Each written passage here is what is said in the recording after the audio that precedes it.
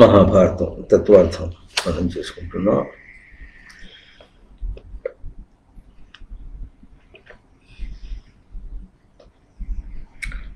షట్శబ్దం చేత అష్టావకుడు వేదములను వ్యక్తం చేస్తున్నాడు. విశేషంగా చెప్పుకుంటున్నాం ఈ శ్లోకాన్ని. పోయిన వారం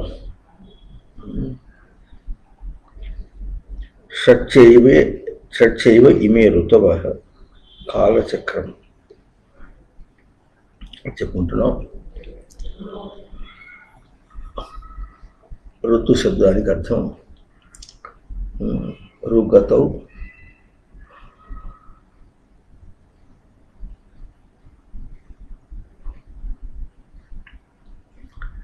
ఋగతౌ ధాతు అంటే ప్రవర్తన అని.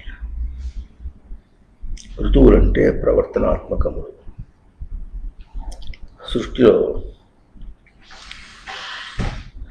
ఒకటే ప్రవర్తన ఉంది, అదే ఉనికి ప్రవర్తన. ఉనికి యొక్క ప్రవర్తన. ప్రవర్తన అంటే కదలుట అన్న అర్థం కూడా కాదు. సృష్టికి ఎట్లాగైతే గ్రహింపు వ్యక్తీకరణ అన్నాము, అదే ఇక్కడ కూడా ప్రవర్తన శబ్దానికి అర్థం వస్తుంది.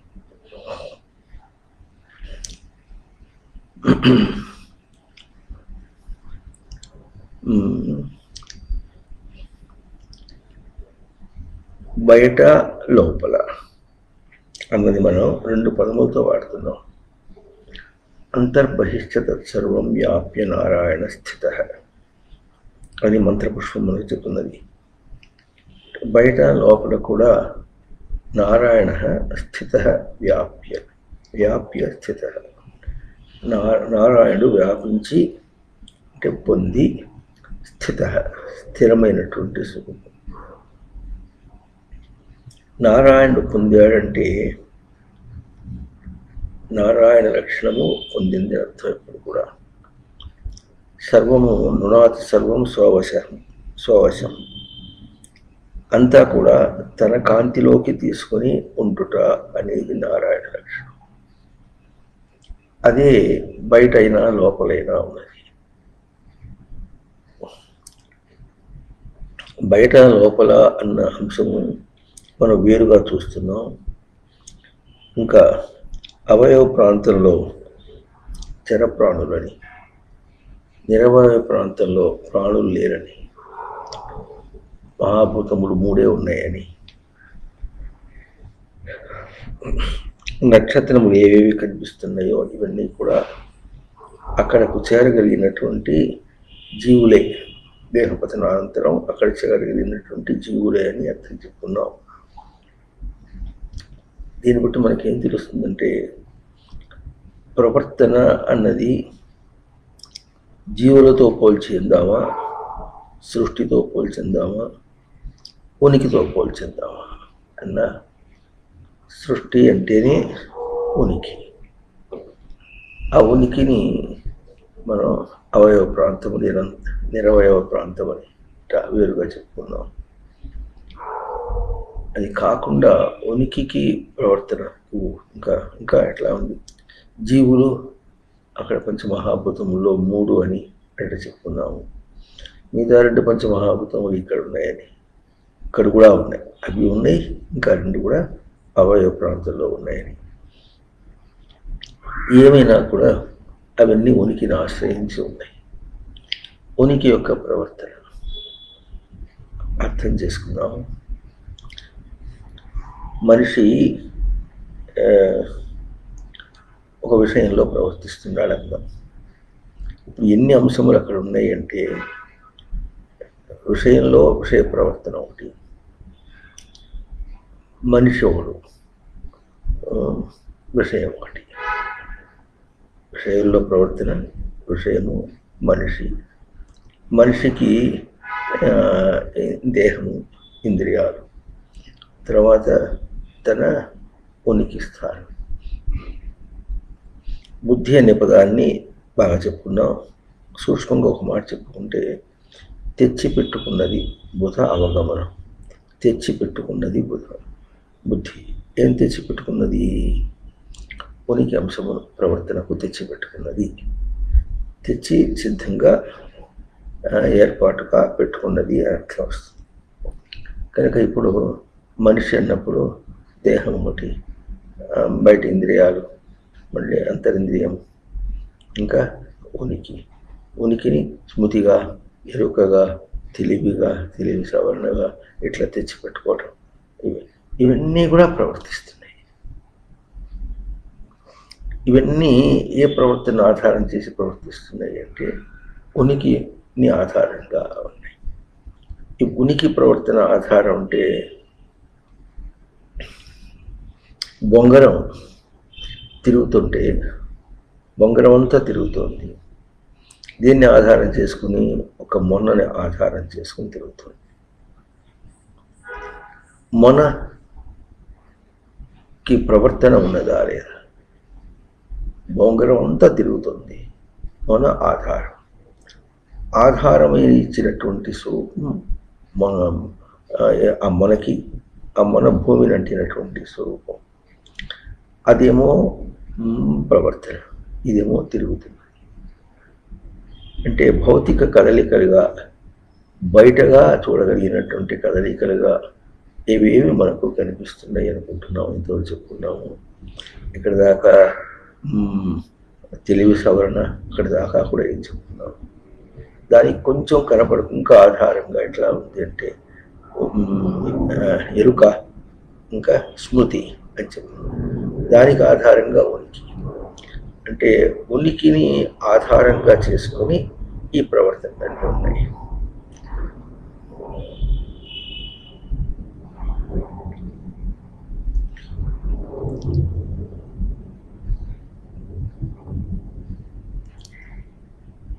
ఉనికిని ఆధారం చేసుకుని ప్రవర్తనలు అన్నీ ఉన్నాయి.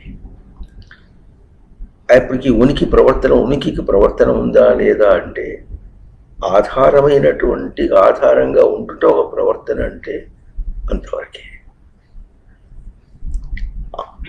ఆధేయమై ఉన్నది అన్నమాట. అదే ఆధారములు, ఆధారము, ఆధేయము.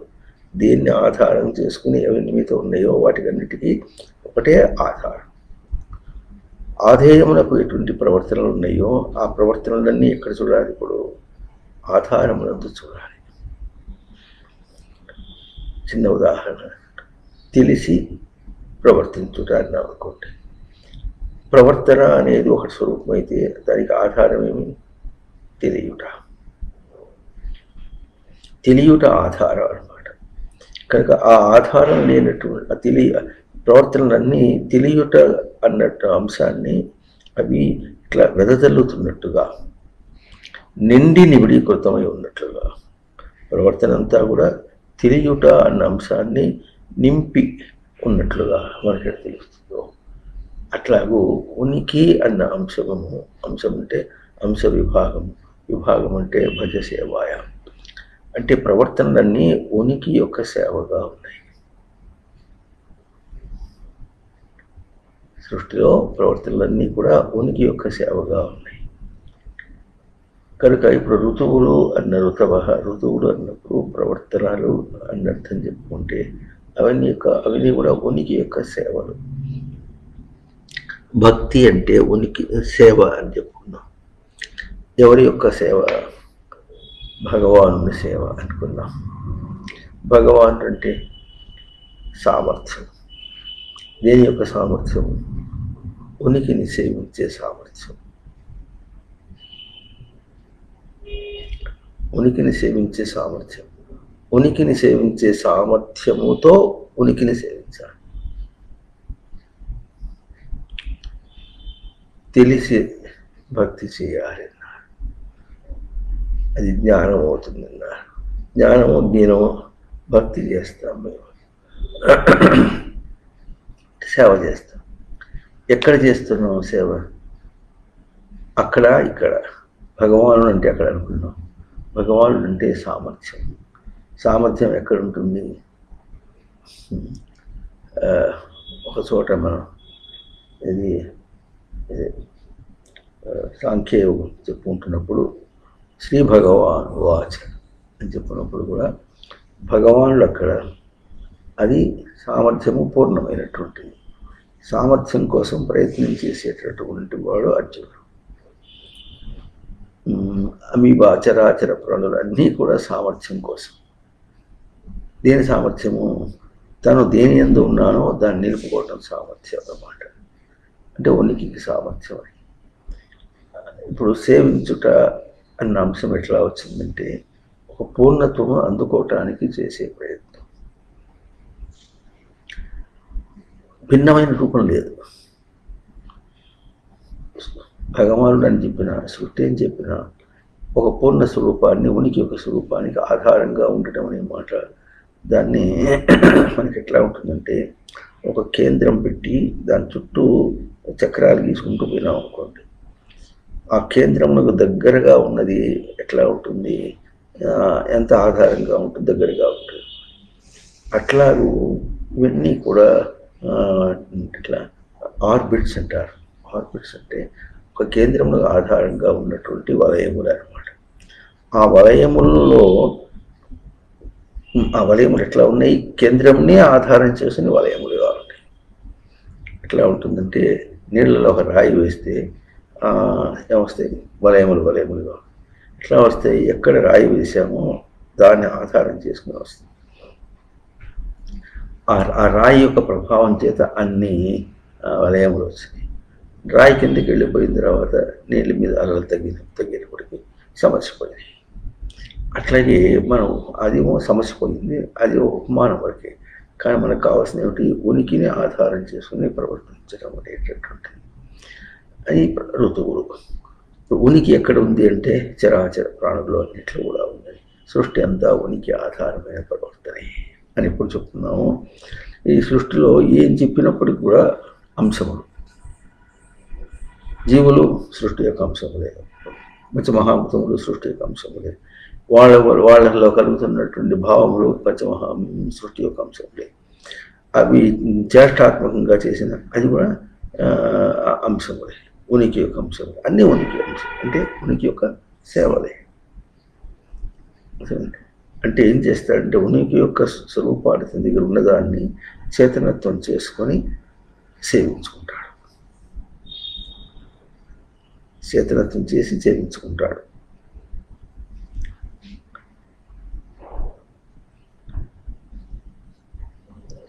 కర్ర ఇక్కడ ఉందంటే కర్ర తీసుకుంటున్నాడు మనం అనుకున్నాం. కానీ కర్ర తీసుకోవడానికి తన ఉనికిని చేతనత్వం చేసుకుని చేతనత్వం దీనికి ఇచ్చి గ్రహించుట అన్న ఉనికి యొక్క ఆధారపు ప్రక్రియ. అంటే ఉనికి ఇది మనం కర్ర తీసుకున్నామని కర్ర చేతిలోకి వచ్చేంత వరకు కూడా అన్ని వైపుల ప్రయోగములు ఉనికియే, ఉనికి యొక్క గ్రహింపే. దీని మీద ప్రయోగం చేసింది కర్రయే, ఉనికి. చెయ్యికి ఇచ్చింది ఉనికి యొక్క ప్రయోగమే. ఇట్లా దేహానికి ఇచ్చింది ఉనికి యొక్క ప్రయోగమే. ఆ ఉనికి యొక్క ప్రయోగాన్నే గ్రహించడానికి ప్రయత్నం చేస్తున్నాం. అంటే ఇప్పుడు చేతిని పట్టుకున్నా ఉన్నా, విడిచినా కూడా ఉనికిని గ్రహించటానికి. కర్ర విలువబడింది కానీ ఉనికిని గ్రహించటానికి. క్రూ విక్షేపే అంటే విడుచుట, సరివేయుట, ఇంకా త్రోసివేయుట, ఇంకా లేకపోతే నెట్టివేయుట అని ఎన్ని పదములు అంటున్నాము. అవన్నీ ఏదో బయటికి ఒక పదార్థం ఇవ్వబడినట్టుగా మనకు తోస్తుంది. కానీ అక్కడ తన దగ్గర ఉనికి ప్రయోగము, అక్కడ దాని దగ్గర కూడా ఉనికి ప్రయోగమును ఎట్లా తీసుకుంటుందో అది. మనం ఎట్లా నెడితే అటు నెట్టబడుతుంది. అంతేగాని దానికి నెట్టబడుట అన్న ప్రయోగం దాని మీద లేదు. ఈ నెట్టబడుట అనే ప్రయోగము దానికి తెలియదు. తను ఏం చేస్తున్నాడు? తన ఉనికి ప్రయోగమే. మధ్యలో ఒక రాయితో పోల్చుకున్నాం, ఇంకో పదార్థంతో పోల్చుకున్నాం, నెట్టుట అనే పదం చెప్పుకున్నాం. ఆ నెట్టినప్పటికీ కూడా ప్రయోగం ఉనికి యొక్క ప్రయోగమే. ఉనికి యొక్క ప్రయోగమే కనుక ఉనికి యొక్క గ్రహింపు. అవునా? అంటే గ్రహింపు అంటే ఇక్కడ ఉన్న రాయి అక్కడ జరిగింది. ఎట్లా జరుగుతుంది? ఇక్కడి నుంచి అక్కడ జరిగే లోపల కూడా ఉనికిని నిలుపుని జరుగుతుందా? మొదలుపెట్టేటప్పటికి ఉనికిని పోగొట్టుకుంటే అది లేకుండా పోయింది. రాయి ఉన్నది, రెండు పదములు. రాయి అనేదేమో పదార్థం యొక్క సంజ్ఞగా మనం చెప్తున్నాం, ఉన్నది అనేదేమో ఉనికిని చెప్తున్నాం అనమాట. ఇప్పుడు నెట్టినప్పుడు ఉన్న రాయిని నెడుతున్నావా, లేకపోతే లేని రాయిని నెడుతున్నావా? ఉన్నది అనేదేమో దానికి ఒక ఇట్లా పొటెన్షియల్ ఎంటిటీ అంటారు. అంటే ఆ రాయికి ఒక గుర్తించకపోయినప్పుడు కూడా ఒక అంశం, దానికి ఉనికి యొక్క అంశం అన్నమాట. దాన్ని నెట్టుతున్నప్పుడు సేపు కూడా అది ఉనికి ఉన్న రాయి కానీ ఉనికి గల రాయి కానీ నెట్టబడుతున్నది. అవతల నెట్టిన చోటికి చేరినప్పుడు కూడా ఉనికి గల రాయిగానే అక్కడ చేరుతుంది. అట్లాగే తాను ప్రయోగం చేసినప్పుడు కూడా ఉనికి గల రాయినే నెడుతున్నాడు. ఎందుకు నెడుతున్నాడు? ఉనికి లేని దాన్ని నెట్టలేడు. ఎందుకు నెట్టలేడు? తాను ఉనికి స్వరూపం కనుక. ఉనికిని గుర్తిస్తుంది, ఉనికిని గుర్తింపచేస్తుంది, ఉనికి చేత సంధానం అవుతుంది. ఉనికి అంటే ఉనికి గ్రహింపు చేత సంధానం అన్నమాట. ఉనికి గ్రహింపు చేత సంధానంతో తాను చేతితో దాన్ని నెడుతున్నాడు. ఈ చేయికి ఎట్లా వస్తుంది? ఉనికి యొక్క సంధానం చేతనే లోపల దేహం నాకు చైతన్యమునిచ్చి అది చేయి దాకా అందించి అప్పుడు నెడుతున్నాం. కనుక ఇప్పుడు ఋతువులు అనేది మనకు ఇక్కడ కాలచక్రం అని ఇంకో పదం కూడా ఇచ్చారు. ఋతవ కాలచక్రం. కాలచక్రమైనటువంటి ఋతువులు అనే పదం చూడికి కాలం శబ్దానికి ఇట్లా కల శబ్ద సంఖ్యానయో కల గతి సంఖ్యానయో. ఇప్పుడు గతి సంఖ్య అని చెప్పుకున్నాము, ప్రవర్తన ఇచ్చాము. రాయికి ఎట్లా ప్రవర్తన ఇచ్చామనుకుంటున్నప్పుడు అది అదేమైంది? ఉనికికి ప్రవర్తనగా ఎట్లా అయిందో అంటే ఉనికిని పలకరించుకొని తృప్తిగా మనం ప్రయోగము, తర్వాత ప్రవర్తన, తర్వాత గ్రహింపు. ప్రయోగము, ప్రవర్తన అంత ఉనికితోనే, ఉనికి అంశములుగానే ఉంది కానీ వేరే విధంగా లేదు. దేహములతో తిరుగుతున్నప్పటికీ కూడా కొడుకు ప్రవర్తనగానే ఉంది. కొడుకును పోషించామా, దేహాన్ని పోషించాము. అన్నం ఎవరికి పెట్టాము? దేహాన్ని పెట్టామా, కొడుకు పెట్టాము. వ్యవహారంలోనే తేడా తెలిసిపోతుంది. అది ఆ తేడా దాన్ని ఉనికి యొక్క అంశాన్ని ఆ ప్రవర్తన యొక్క ఏమన్నారు వశం అంటే కాంతి, ఆ కాంతిని, ఆ వెలుగును ఇక్కడ ప్రయోగం చేసి కొడుకు అంశంతోనే ఎన్ని చేసినాం. జీతం కట్టాము, ఎవరికి కట్టాము? కాలేజీ కట్టామా, కొడుకు కట్టామా? కాలేజీ కొరకు కట్టామా, కొడుకు కట్టామా? కొడుకు కొరకు కొట్టామా, దేహం కొరకు కట్టామా? దేహం విడిచిపెట్టిపోయేది, కొడుకు ఉండేవాడు అన్నాం. దేహం విడిచిపెట్టిపోయినప్పటికీ కొడుకు ఉన్నాడు. ఎట్లా ఉన్నాడు? చనిపోయినాడు. కొడుకు చనిపోయినాడని గుర్తించడానికి దేహం దానికి చనిపోవుట అన్న అంశంతో కూడా మనం గుర్తించడం లేదు. ఇట్లా కొన్ని మనకు బాగా ఏమర్థం అవుతుందంటే కనుక మన ప్రయోగం అంతా కూడా అవునన్నా ఏడ్చినా కొడుకు కోసం ఏడ్చాం కానీ దేహం కోసం ఏడవలేదు. దేహం కాలిపోతున్నప్పటికి కూడా మనం ఏడవలేదు, కొడుకు పోయినాడని ఏడుస్తున్నాం. జ్ఞాపకం ఎట్లా పెట్టుకుంటాం? దేహం కాలిపోయింది జ్ఞాపకం పెట్టుకోవటం లేదు. కొడుకుని దహనం చేసిన తర్వాత దేహం దహనం చేసినట్టు గుర్తుపెట్టుకోవటం లేదు. కొడుకు జ్ఞాపకం పెట్టుకుంటాం, దహనం మనం జ్ఞాపకం పెట్టుకోవటం లేదు. చనిపోయినప్పటికీ కొడుకు జ్ఞాపకం పెట్టుకుంటాం. టర్మ్స్ ఇది టర్మ్స్ అంటారు, బాగా జ్ఞాపకం పెట్టుకోవాలి. ఈ పదం మాత్రం చాలా గొప్పగా ఉంటుంది, ఇంగ్లీష్లో బాగా వాడతారు. పరిభాష తెలుగులో చెప్పుకుంటే పరిభాష దేనిలో ఉంటుంది? అక్కడ దేనికి మనం ఉనికిని ఇస్తున్నాము అక్కడ పరిభాష. ఆ దేహానికి ఉనికి మనం ఎట్లా వచ్చింది? కొడుకు వల్ల ఉనికి ఎట్లా వచ్చిందో అంటే అంత దాకా పోయి వేరుగా మాట్లాడినప్పటికీ కూడా, పరిభాషను మార్చేసే మాట్లాడుకున్నప్పటికీ కూడా అది ఉనికి ప్రయోగంగానే ఉంది కానీ వేరే ప్రయోగంగా లేదు. కనుక ఉనికిని పలకరించి తృప్తి పడుతున్నాం, ఉనికిని ప్రవర్తింపచేసి తృప్తిని చెందుతున్నాం. చకతృప్తం ప్రతిఘాతి. ఆ తృప్తితో ప్రతిఘాతం అంటే దానికి ఎదురైన దాన్ని ఘాతం చేస్తుంది. తృప్తి కంటే ఎదురైన దాన్ని ఘాతం, హనహింసాగతం. దానిలో కూడా ఎట్లా ఉంటుందంటే, ఇట్లా దాన్ని ఎట్లా కాదంటున్నామంటే కావలసిన దాన్ని తీసుకుని అక్కర్లేదు దాన్ని. ఈ అక్కర్లేని దాని మాట ఆత్మప్రశంస అనాత్మ ఖండన అంటే అనాత్మ లేదుగా. పదం ఎక్కడ చూసింది? వ్యావహారిక ప్రయోగంలో. ఆత్మ ప్రశంస ఆత్మీయ ఉన్నప్పుడు అనాత్మ యొక్క ఖండన అంటే అనాత్మ లేనప్పుడు ఖండన ఎట్లా వస్తుంది అని పదం వస్తే, అనాత్మ అనేటటువంటిది తప్పుగా గ్రహింపబడింది. దాన్ని తప్పుగా గ్రహింపబడిన ఆత్మయే అనాత్మ అంటే, ఇప్పుడు ఆత్మయ అనే అర్థము ఆత్మకు వస్తుందా, గ్రహింపుకు వస్తుందా?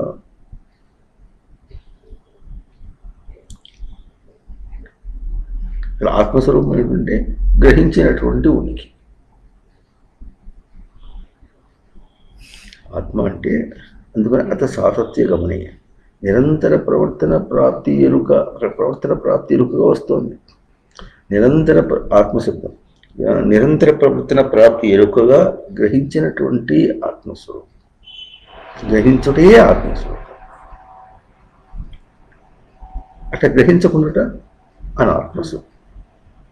కనుక గ్రహించకుండుటను ఖండన చేసి, అనాత్మ ఖండన అంటే గ్రహించకుండుటను వ్యక్తం చేయకుండుటను ఖండన చేయటం. గ్రహించుట అంటే ఎంత అర్థమో, ఆత్మ గ్రహించి అనాత్మను గ్రహించకుండుట అంటే ఎంత అర్థము. అట్లాగే ఆత్మను వ్యక్తం చేయుట, అనాత్మను వ్యక్తం చేయలేకపోవుట. గ్రహించలేకపోవుట కూడా వ్యక్తం చేయలేకపోవుట. ఎందుకు వ్యక్తం చేయలేము? ఉనికి లేదు కనుక వ్యక్తం చేయలేము. కనుక ఈ విధంగా ఇక్కడ షట్ శబ్దానికి ఎట్లా చెప్పారు? షట్చ ఏవ ఇమి ఋతవ కాలచక్రం. సందర్భం వచ్చింది కనుక ఒక మాట చెప్పుకుంటాం. పోయిన బుధవారం నాడు మనకు చిన్న కంప్లైంట్ వచ్చింది. ఏం కంప్లైంట్ వచ్చిందంటే, ఈ సగం దాదాపు పోయిన తర్వాత టక్ టక్ టక్ టక్ అని శబ్దం వచ్చింది ఇక్కడ అని చెప్పారు. దానికి కారణం ఏమిటంటే, ఈ పుస్తకం భారతం పుస్తకం చాలా బరువైన పుస్తకం. అది ఇక్కడ ఈ తీరు పెట్టుకొని దీని మీద అవతల దాని మీద మోపి చేస్తున్నప్పుడు ఇది కదిలితే అది కదిలి ఇది మొత్తం కదిలినందువల్ల టక్ టక్ అని అందుకని ఇవాళ వేరే ఉపాయం చూసుకొని పక్కన పుస్తకం పెట్టుకున్నాం. ఎంత కాసేపు చూసుకోవటానికి ఏదైనా పదం కావాలంటే చూసుకోవడం కోసమని కనుక అందువల్ల పక్కన తిరిగి చూసుకోవటం అవుతుంది. ఇప్పుడు సరే ఎట్లన్నా మనం కనుక షట్చ ఏవ ఇమే ఋతవ కాలచక్రం అని. కాలచక్రం ఋతవ. ఈ ఋతువులన్నీ కూడా కాలచక్రం. ఋతువు శబ్దానికి ఇంకోటి ఏంటంటే, కేవలం మనం చెప్పినటువంటి 6 ఋతువులనే అర్థం కాదు. కాలచక్రములకు సంబంధించినవి ఏవైనా సరే, ఇప్పుడు వ్యావహారికంగా కాలచక్రానికి ఎక్కడి నుంచి మొదలుపెట్టాం మనం? సెకనుల దగ్గర నుంచి నిమిషములు, గంటలు, తర్వాత గడియలు, తర్వాత ఇంకా పూర్వాహ్నం, మధ్యాహ్నం, ఇప్పుడు మరి దీని ప్రకారం ఏఎం, పిఎం, తర్వాత దినములు, దినముల తర్వాత వారములు, వారముల తర్వాత మాసము, పక్షములు, పక్షముల తర్వాత మాసములు, మాసముల తర్వాత ఋతువు, ఋతువుల తర్వాత సంవత్సరములు, ఆ తర్వాత సంవత్సరముల తర్వాత యుగములు. ఇట్లా మనం ఎంతెంతగా పెంచుకుంటాం. అన్నీ కూడా దీని యొక్క గుణములుగా వెళుతుంది అనమాట. మల్టిప్లికేషన్స్ వెళుతుంది. మల్టిప్లికేషన్ ఇంకా విస్తృతంగా చెప్పుకుంటూ పోయి ఎన్ని సెకండ్లు చెప్పాలంటే సంవత్సరానికి ఎన్ని సెకండ్లు చెప్తాం కదా, సంవత్సరములుగా చెప్తాం. ఎటువంటి భాష విషయం లోకంలో చాలా విషయాలకి చెప్పుకుంటూ వస్తున్నారు.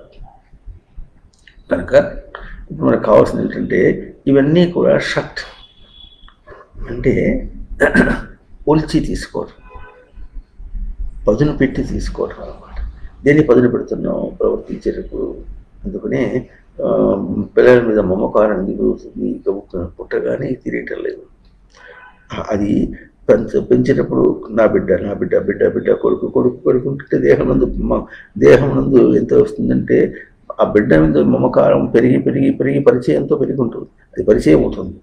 చేయనే కూర్చుకుంటున్నాడు నా అని కూర్చున్నప్పటికీ దానిలో మమకారం వస్తుంది. అట్లాగే పరిచయం కావటం అనమాట. ఆ ఉనికి ఎందుకు పరిచయం కావటం కోసమని ఇవన్నీ మనం ఎంత విస్తృతంగా వ్యవహారం పెంచుకుంటున్నాము. బయట వ్యవహారం కూడా ఇంకో విశేషం చెప్పుకుందాం.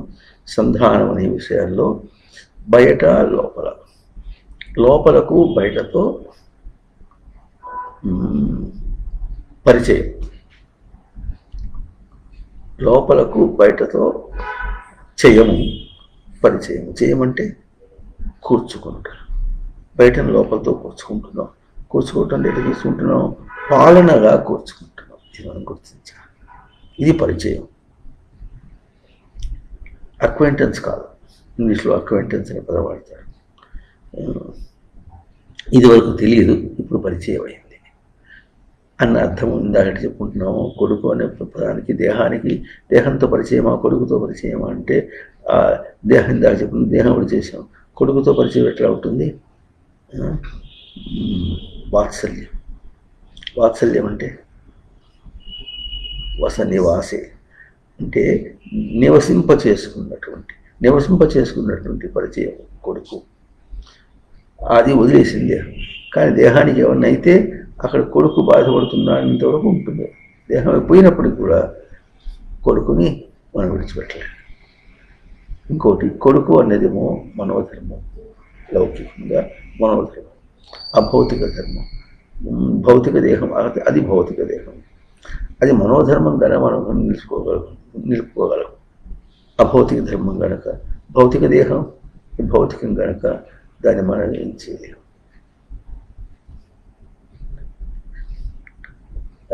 అట్లాగే అభౌతిక ధర్మం తనకు ఉనికి. ఆ ఉనికికి చెప్పబడినటువంటి లోపల అని కానీ బయట అని కానీ ఇవన్నీ కాదు. కనుక ఇప్పుడు ఈ లోపల బయట అన్నటానికి ఇచ్చినటువంటి సంధానము ఎట్లా ఉంటుందంటే ఉనికి ధర్మంగా ఉంటుంది. అది ఎట్లా ఉంటుంది? గ్రహింపుకి ఎన్నో వ్యక్తీకరణకు పెట్టుకొని దాన్ని ప్రయోగంగా ఎట్లా ఉంటుందో చేసేటప్పుడు దీనిలో ఎఫిషియన్సీ ఎలిమెంట్ అంటే భగవాన్ దర్శనం. ఎఫిషియన్సీ ఎలిమెంట్ అంటే భగవాన్ దర్శనం అని అర్థం అన్నమాట. ఎఫిషియన్సీ అంటే ఎంతవరకు మనం ప్రయోగం చేయగలుగుతున్నామో, ప్రయోగం చేసిన దాంతో ఎంతవరకు గ్రహించగలుగుతున్నాము, అది ఎఫిషియన్సీ ఎలిమెంట్. ఈ భగవాన్ లక్షణం అనేటటువంటి దానికి తక్కువ వస్తే తక్కువ దాన్ని పుడుచుకోవాలి. ఎట్లా పుడుచుకోవాలి? తక్కువ ఎందుకు వస్తుంది అంటే కాని దాన్ని పెంచుకున్నందువల్ల వస్తుంది. దాన్ని వదిలేయాలి. ఇది షట్ లక్షణం.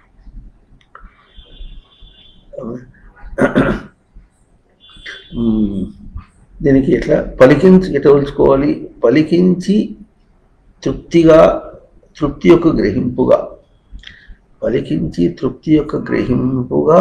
గ్రహించాలి. ఇది చాలా గొప్ప విశేషం. మనం ఏం చేస్తున్నాం అక్కడ దాకా వచ్చి గుర్తిస్తే బాగా ఉంటుంది. మన ప్రవర్తనని ఇట్లా పలికించి గుర్తించుకోవటం. ఎక్కడ గుర్తించుకుంటున్నాం? ఏం పలికించుకుంటున్నామో గుర్తించుకుంటున్నాం. ఈ మాట కాసేపు మనం విషయ దృష్టి లేకుండా ఒక మాట మాట్లాడేటప్పుడు మనకేం తెలుస్తుంది? ముందుగా తను పలికించుకున్నాడు. వింటున్నారా? అన్నప్పుడు అది ఒక క్రియార్థం. మాట బయటకు వచ్చింది, శబ్దం బయటకు వచ్చింది. ఈ మాటను మనం చెప్పే ముందు అక్కడ ఏం పలికింది అంటే శబ్దం పలికిందన్న. శబ్దం పలికే ముందు లోపల ఆ శబ్దాన్ని ఏం చేసుకున్నాం? మనం కూర్చుకున్నాం. క్యాల్కులేటెడ్గా లెక్క పెట్టుకొని కూర్చుకుని ఆ లెక్క దేనికి లెక్క వేసుకున్నాం? తను గ్రహించినటువంటి ఉనికిని వ్యక్తం చేయటానికి ఎంతో తన ఉనికిని లోకంలో మాటలు చెప్పుకుంటే అవతల వాడు ఏదైనా దెబ్బ కొట్టారు వచ్చింది అంటే ఇప్పుడు ఏం కూర్చుకున్నాడు? భయమును వ్యవహారికంగా భయమును కూర్చుకున్నాడు. కూర్చుని భయముని వ్యక్తం చేసుకున్నాడు. భయమని పదం ఏ రూపంలో ఉంటుంది? అనే రూపంలో లేదు. అదేమో వ్యక్తమైనటువంటి ధ్వని, పైకి వచ్చే ధ్వని. కానీ భయం అనేట్టు కూర్చుకున్నాడు, అభౌతికంగా కూర్చుకున్నాడు లోపల. అవునా? ఈ భయమును అభౌతికంగా కూర్చుకున్నాడంటే ఇంకొంచెం వెనక్కి పోయి ఆలోచన చేస్తే ఎట్లా ఉంటుంది? భయమును అభౌతికంగా కూర్చుకోవటం అంటే అభౌతికంగా ఒక కూర్పును భయం అంటాం. భయమును అభౌతికంగా కూర్చుకున్నాడు అనేది ముందు గౌక్యం అర్థం చేసుకోవడానికి. కానీ అభౌతికమును కూర్చుకున్న దాన్ని భయము అనే సంజ్ఞతో మాట్లాడుతున్నాడు, వ్యక్తమవుతున్నాడు, బయటకు వస్తున్నాడు మనిషి. అభౌతికంగా దేన్ని కూర్చున్నాడు? ఉనికినే కూర్చున్నాడు. అంటే ఉనికిని ఎట్లా కూర్చున్నాడు? ఉనికికి పోగొట్టుకుంటాడు.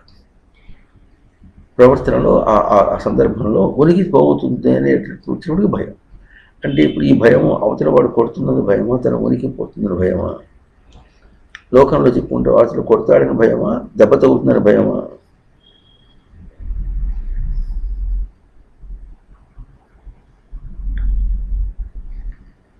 చెప్పండి.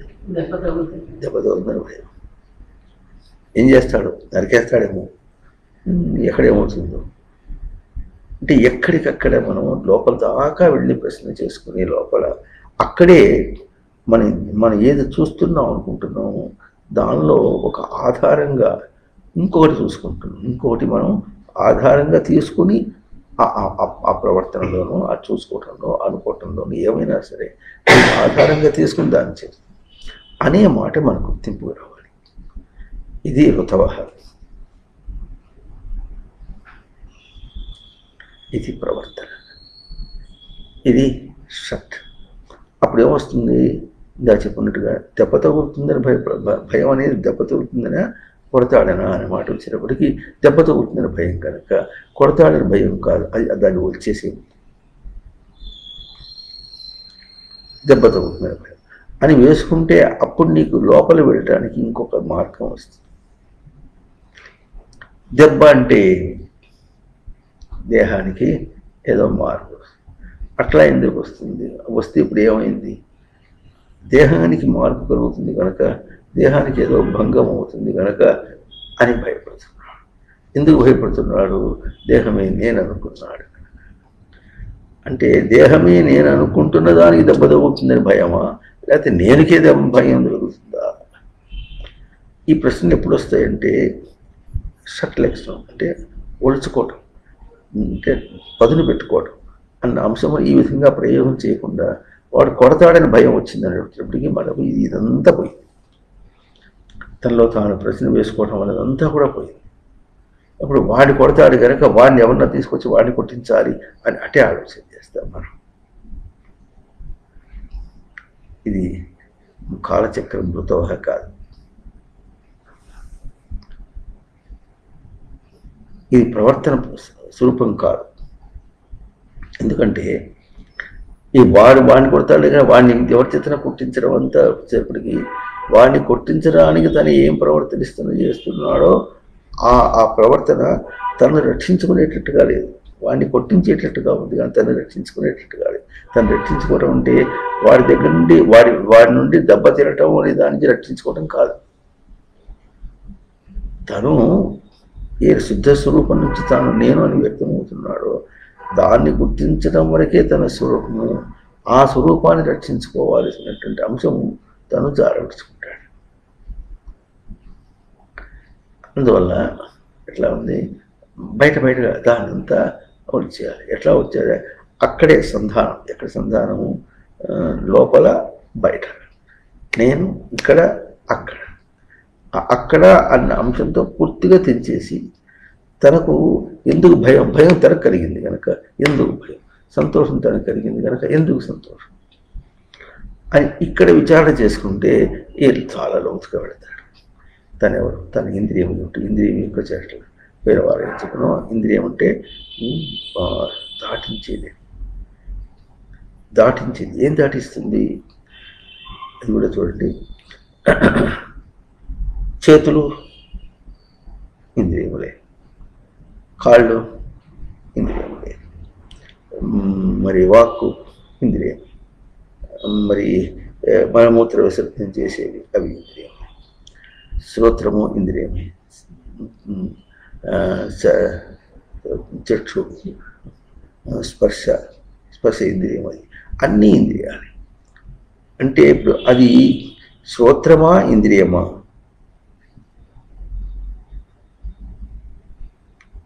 అక్కడ శ్రోత్ర ప్రవర్తన చూస్తావా, ఇంద్రియ ప్రవర్తన చూస్తావా?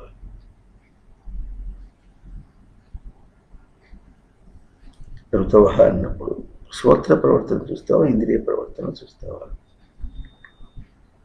ఆ ప్రశ్న మనకు మన మీద ఉన్నది, భారం కాదు మన మీద, it is vested with you, మనకు బాధ్యతగా ఉంది, చేయాలి. అది చేసేంత వరకు ఈ విషయాల్లో ఇటగే కొట్టుకుంటూ ఉంటావు. ఆ ప్రశ్న నీకు అందాలి. ఈ ప్రశ్న అందటం అనేటటువంటిది అధ్యాత్మం అంటే నిరంతర ప్రవర్తన ప్రాప్తి అనేటువంటి ఆత్మకు అక్కడ ఏం చూపిస్తుంది? ప్రవర్తన చూపిస్తుంది. దానికి ధారణ అనేటటువంటి ఉనికి అంశం వచ్చింది, అందువల్ల అధ్యాత్మం అయింది.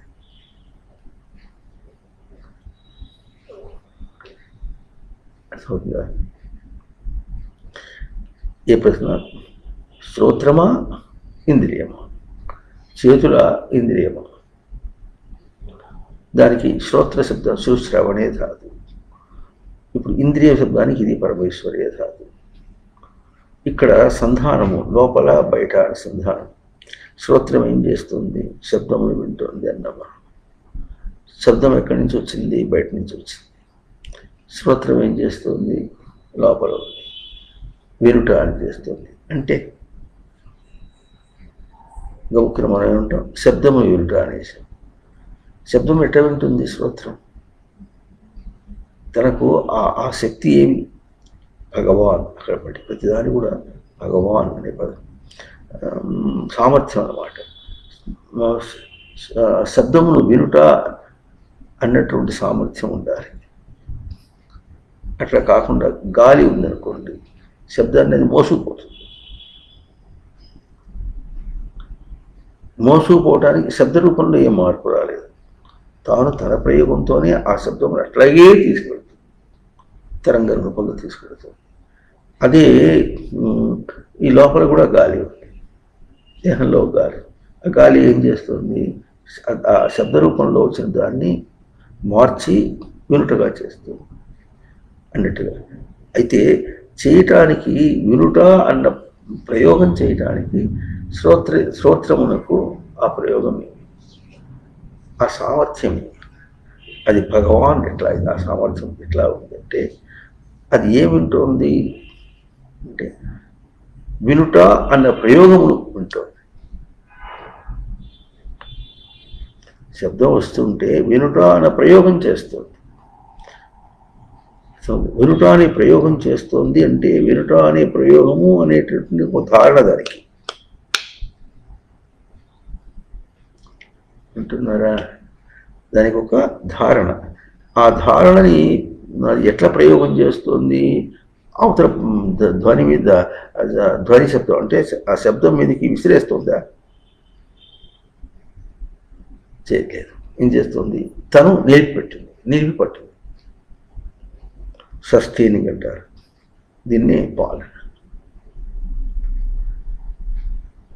సస్టైన్ చేయటం అంటేనే పాలన. పాలన అనమాట. రక్షణ అంటే నిలుపుకుంటుంది. ఎట్లా రక్షిస్తుంది అంటే శబ్దం వచ్చేంత వరకు ఇది దాన్ని అట్లాగే నిలుపుకోవాలి. అయితే శబ్దం అయిపోయిన తర్వాత వదిలేయచ్చా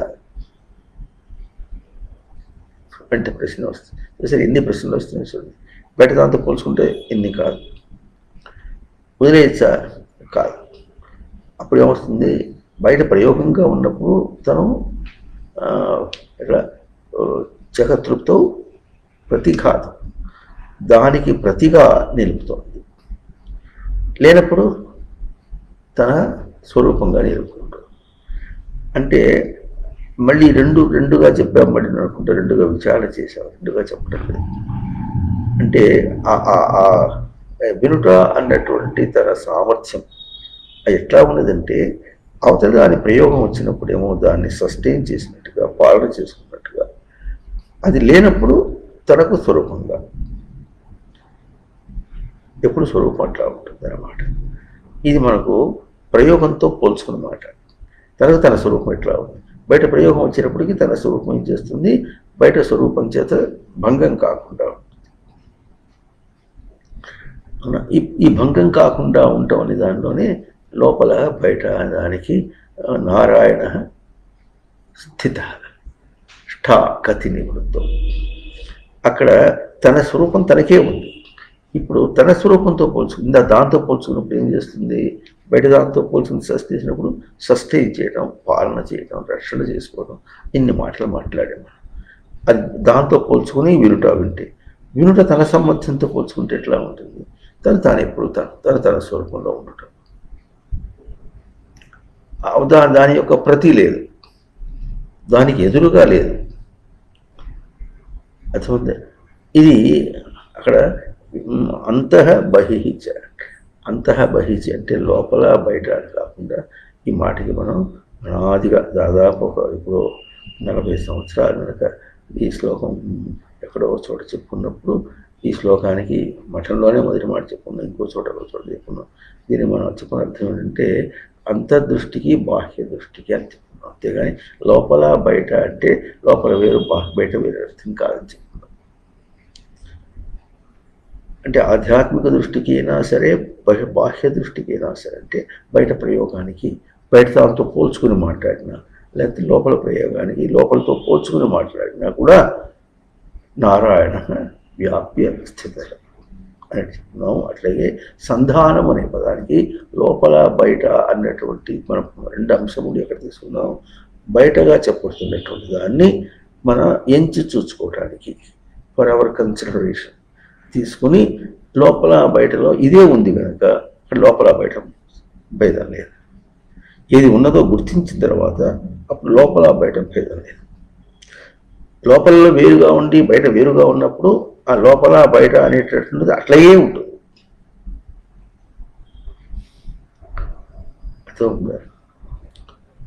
అర్థం లేదా? లోపల బయట అనేటటువంటిది దానిలో దానిలో ఉంటుందని కానీ, దాని రూపం అని కానీ, ఏ రూపం ఎట్ట చెప్పుకున్నప్పుడు కూడా అక్కడ భేదం ఏమాత్రం చూసినప్పటికీ భేదంగానే ఉంటుంది. ఇక్కడ చెప్పించింది ఏంటంటే అక్కడ సంధానం అనే పదం వచ్చిందికి ధారణం టు ధారణ పోషణ, తన ధారణకు లోపల బయట అనే భేదం లేదు. ఎందుకు భేదం లేదు? తన స్వరూపం చేత భేదం లేదు.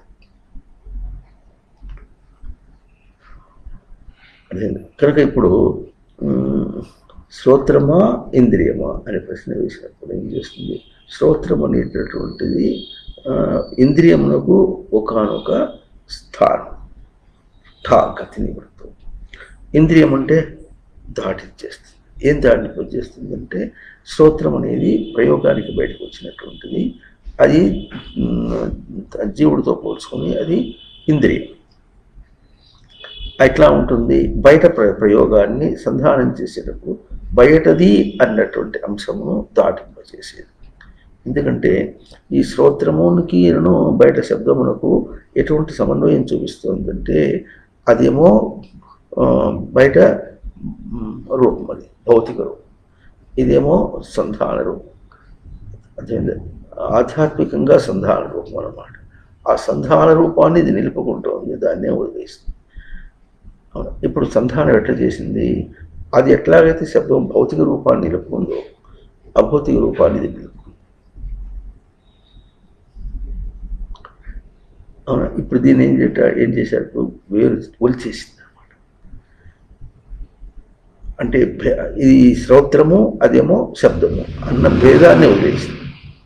సంధానం ఏమి, ఉనికి యొక్క సంధానం. ఉనికి యొక్క సంధానం ఎట్లుండాలి, గ్రహింపులో జీవుడికి ఎట్లా ఉంది, జీవుడి పక్షంలో శ్రవణం ఉంది, బయట పక్షంలోనేమో శబ్దం ఉంది.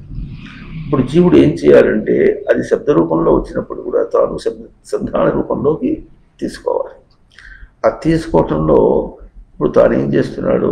శ్రవణమునకే సంధాన రూపంలో ఉనికిని గుర్తిస్తున్నాడా, లేక శబ్దమునకు కూడా ఉనికిని గుర్తిస్తున్నాడా? శబ్దమునందు కూడా ఉనికిని గుర్తిస్తున్నాడా?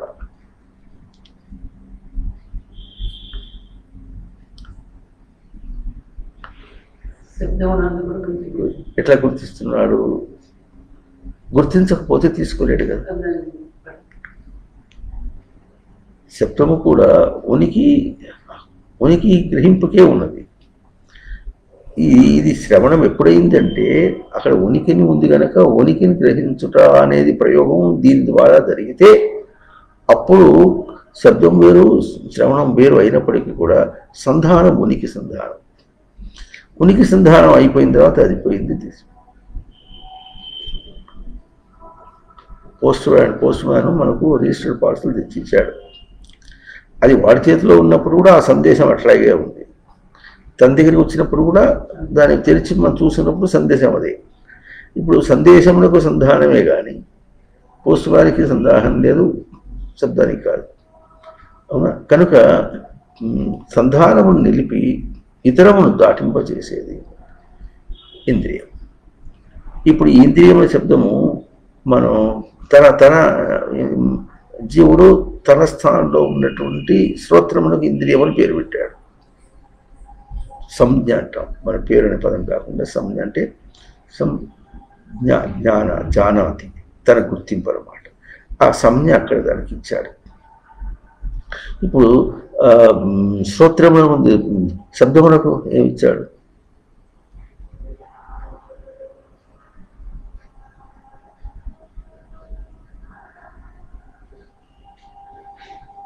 దీంతో పోల్చుకుని ఏమిచ్చాడు? ఇది ఇంద్రియం అన్నాడు. శబ్దానికి ఏమి ఇచ్చాడు? సంజ్ఞ.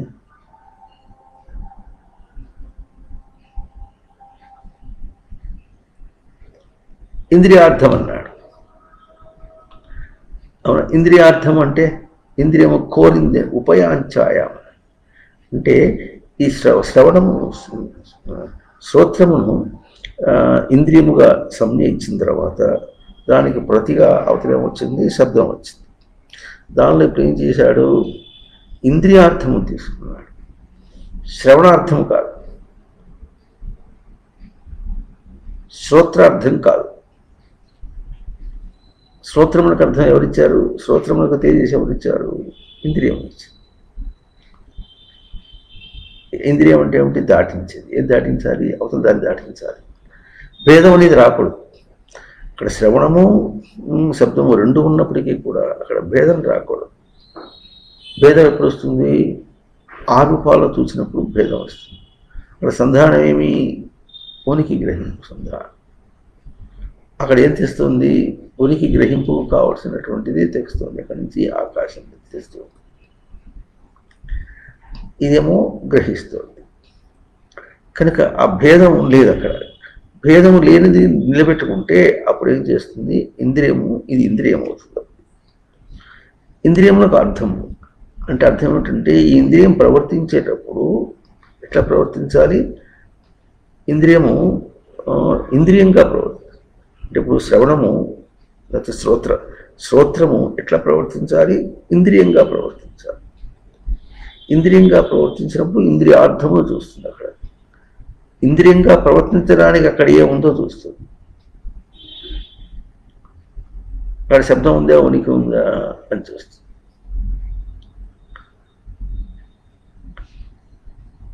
అర్థం అవుతుందా లేదా? శ్రోత్రము అనేది ఇంద్రియం. ఇంద్రియార్థం అంటే ఈ ఇంద్రియములకు ఏం కావాలనో అది అక్కడ ఉందా చూస్తుంది. అక్కడ ఏముంది? ఉనికి ఉంది. అది తీసుకుంటుంది, శబ్దాన్ని వదిలేసి.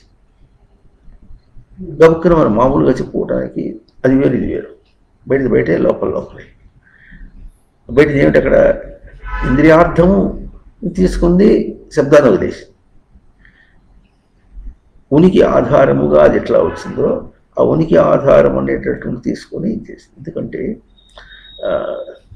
ఎట్లా ఉంటుందంటే మనకు కొన్ని గబుక్కున అర్థం కాదు. దేహాన్ని నీళ్లలో కాసేపు నిలబెట్టామనుకోండి, అప్పుడప్పుడు మనకే తెలుస్తుంది. నీళ్లలో తడిలో బాగా తిరిగి చేసినప్పుడు కాళ్ళు ఏమవుతాయి? కాళ్ళు పాచుతాయి అని. అంటే అది అటాక్ చేస్తుంది అనమాట. అటాక్ చేసి దీన్ని తినేయటానికి, భౌతికంగా తినేయటానికి ఎట్లా ప్రయత్నం చేసింది అనుకుంటున్నాము, అది మనకు దేనికి చిహ్నము? అభౌతికమైన చిహ్నం. అదేంటండి అభౌతికమైన చిహ్నం. ఇప్పుడు దీన్ని ఏమనాలి? నీళ్ళే కాళ్ళని కొరికేసింది, పాచిగా కొరికేసిందా, లేకపోతే కొరికేటట్లుగా అవి కొరకబడుతుంది అనే అంశాన్ని చూపించడం కోసం అని దేహమే అట్లా డిజైన్ చేసుకుందా?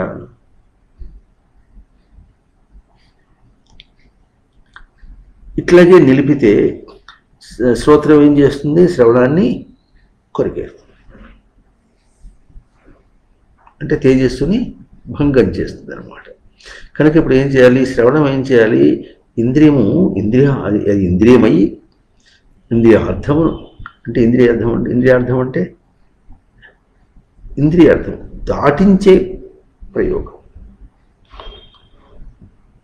ఏం దాటించాలి? ఇప్పుడు వచ్చే శబ్దం అనే భావాన్ని దాటించాలి. వింటున్నారా లేదా? ఇదే మనం ఏం చెప్పుకుంటున్నాం? బయట నిరవయవ ప్రాంతం నుంచి మనకు సచ్చిదానంద స్మృతులు వస్తాయి.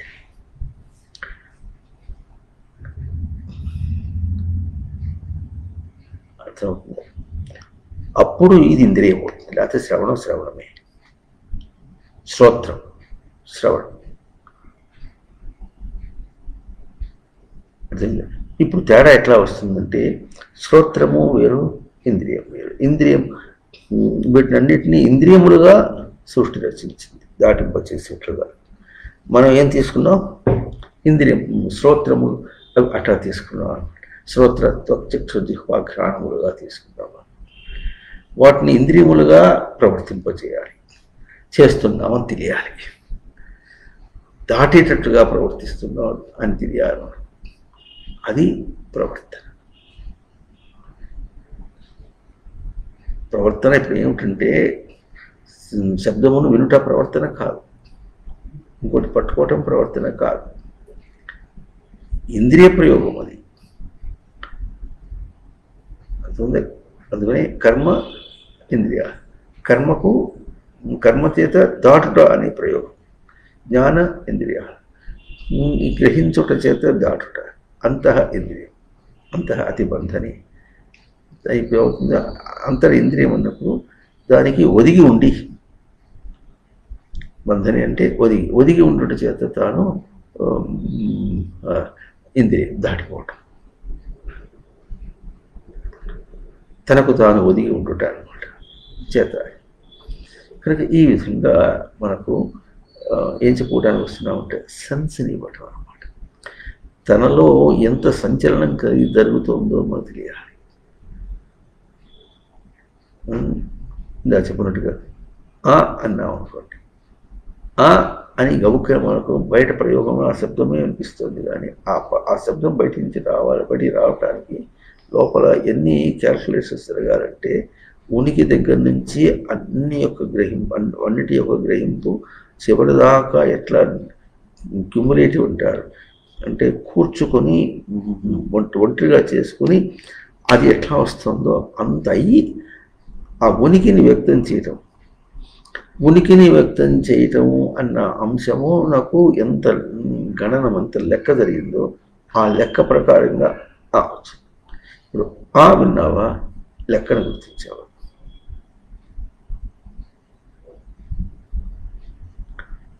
అన్నావా, లెక్కను అన్నావు. దానికి చెప్పుకున్నాం శ్రవణము, అదే శ్రోత్ర ఇంద్రియము తేడా చెప్పుకున్నాము.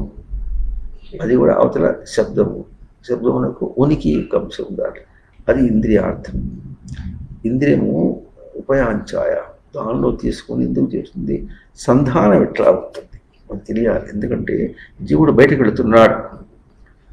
బయటపడుతున్నాడు, రచ్చబండకి ఈడ్చుకుంటున్నాడు. వానికి ఏం సంధానం ఇవ్వాలి? ఇప్పుడు ఉనికి సంధానం అయ్యేవారు. అంతర్బహిష్ట తత్సర్వం వ్యాప్య నారాయణ స్థితి. ఈ సంధానము నువ్వు బయట ఏమి స్పర్శ పెట్టుకున్నప్పుడు కూడా ఉనికి సంధానమే, కానీ ఉనికి సంధానం చేత ఉనికి సంధానంతో కరోజివ్నెస్ రాదు. అంటే ఈ నీళ్ళలో మనం చేసినందువల్ల దేహానికైతే ఇది పీడిస్తుంది, కానీ అందుకని నయనం చిందించి శస్త్రాన్ని. ఏనం బయట నీరు దీన్ని కావచ్చు, బయట ఆయుధం దీన్ని పొడవచ్చు, కానీ ఆత్మను తన గ్రహింపుని బయటది ఏది నచ్చింది నాకు లేదయంతి ఆపహ, చిమికింప చేయదు. అక్కడ ఆపహ శబ్దం అంటే నీరు దేహాన్ని ఎట్లా చేస్తున్నట్టుగా ప్రాప్తి పొందినది. అంటే ఎట్లాగైతే ఇప్పుడు ఏం చేశారు, ఇట్లా మనకు చెప్పడం కోసమని బయట వాటికన్నిటికీ ఇట్లా శబ్ద స్పర్శ రూపరసగంధముడికి అన్నిటికీ కూడా నిర్వచనం చేశారు. శబ్దం ఎట్లా చేశారంటే శబ్దయతి, పలికింపవలసింది. స్పర్శ అంటే స్పృశతి, తాకుతుంది కనుక అది స్పర్శ. అవునా? అది వచ్చి దీన్ని తాకుతుంది. గాలి వచ్చి దేహాన్ని తాకుతుంటే, గాలి దేహాన్ని తాకుతుంటే తాకుడుని గ్రహిస్తుంది కనుక ఇది స్పర్శ అన్నారు. అట్లాగే అది రూప శబ్దం అన్నారు. రూపయతి. ఇప్పుడు ఈ చక్షునితో చూసిన పర్సన్ రావడం ఇక్కడ అది రావట్లేదు, అది చూపిస్తున్నారు. ఇప్పుడు రూపయతి, రూపక్రియాయ అంటే బయట నుంచి వచ్చే దర్శనం దాని యొక్క రూపం ఎట్లా వస్తుందంటే ఉనికిని రూపింపచేసి ఆ ఉనికిని గ్రహింపచేస్తుంది. ఉనికియే ఏదైనా సరే, శబ్దస్పర్శ రూపరసగంధం అంతా కూడా ఉనికి. అది ఇంద్రియార్థం, అదే ఇంద్రియార్థం. ఇంద్రియమునకు ఏం కావాలి? ఆ ఉనికిని దీనికి సంధానం ఇవ్వటం. అవునా? ఈ పూట ఈ విషయంలో బాగా మనం గుర్తించాలి. ఎందుకు చెప్పుకుంటున్నా ఇవన్నీ అంటే, ఇక్కడ ఋతవః కాలచక్రం అనే పదం చెప్పడం, పలికించి తృప్తి పొందడం అని ఏం చెప్పుకుంటున్నాం అంటే, జీవుడు అనేబడేవాడు మనం ఏమనుకుంటున్నాం అంటే బయట దాంతో స్పర్శ పెట్టుకుంటున్నాం అనుకుంటున్నాం. వీడు బయటతో స్పర్శ వస్తున్నప్పుడు నీకు స్పర్శకి బయటకి లోపలికి తేడా లేదు. ఉనికి యొక్క వాంఛేయ కానీ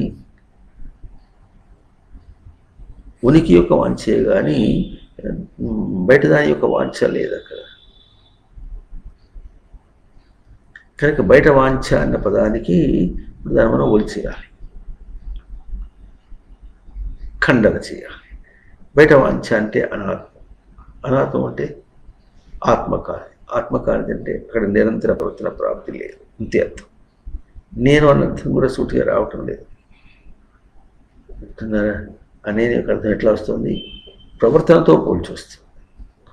నిరంతర ప్రవర్తన ప్రాప్తి ఎరుక అంటే ఇట్లాగూ ఇంకా ఎంత ఉందో మనం ఈ పదముని విశ్లేషణ చేసుకుంటూ పోతుంటే ఇంకో స్టెప్ లోపల వెళితే ఎట్లా ఉంటాం, ఇది గుర్తించాలి. ఇందాక చెప్పింది మళ్ళీ చెప్తున్నావు, ఇందాక ఇంకో విధంగా చెప్తున్నావు కాదు. పాఠం లోపలికి పోతున్న కొద్దీ తను గుర్తించడం చాలా గొప్ప విశేషం.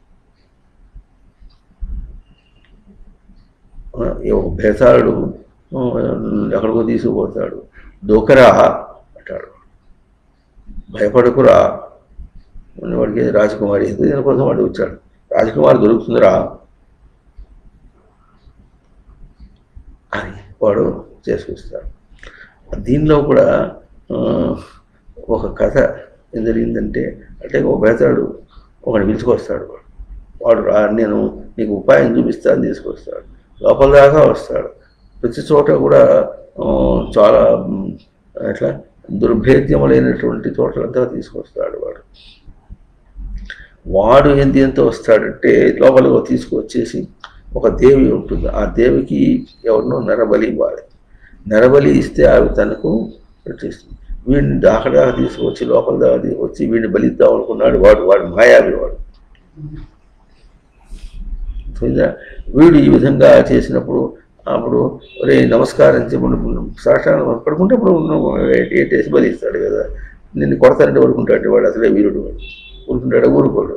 కనుక ఏం చేస్తాడు వీడు? అంతకంటే ఏం చేస్తాడంటే నమస్కారం చేయరా అంటే అట్లా కాదురా, సాష్టాంగ నమస్కారం చేయ. అంటే ఏమిటి అంటాడు. నేను చేసి చూపిస్తా చూడని వాడు పడతాడు.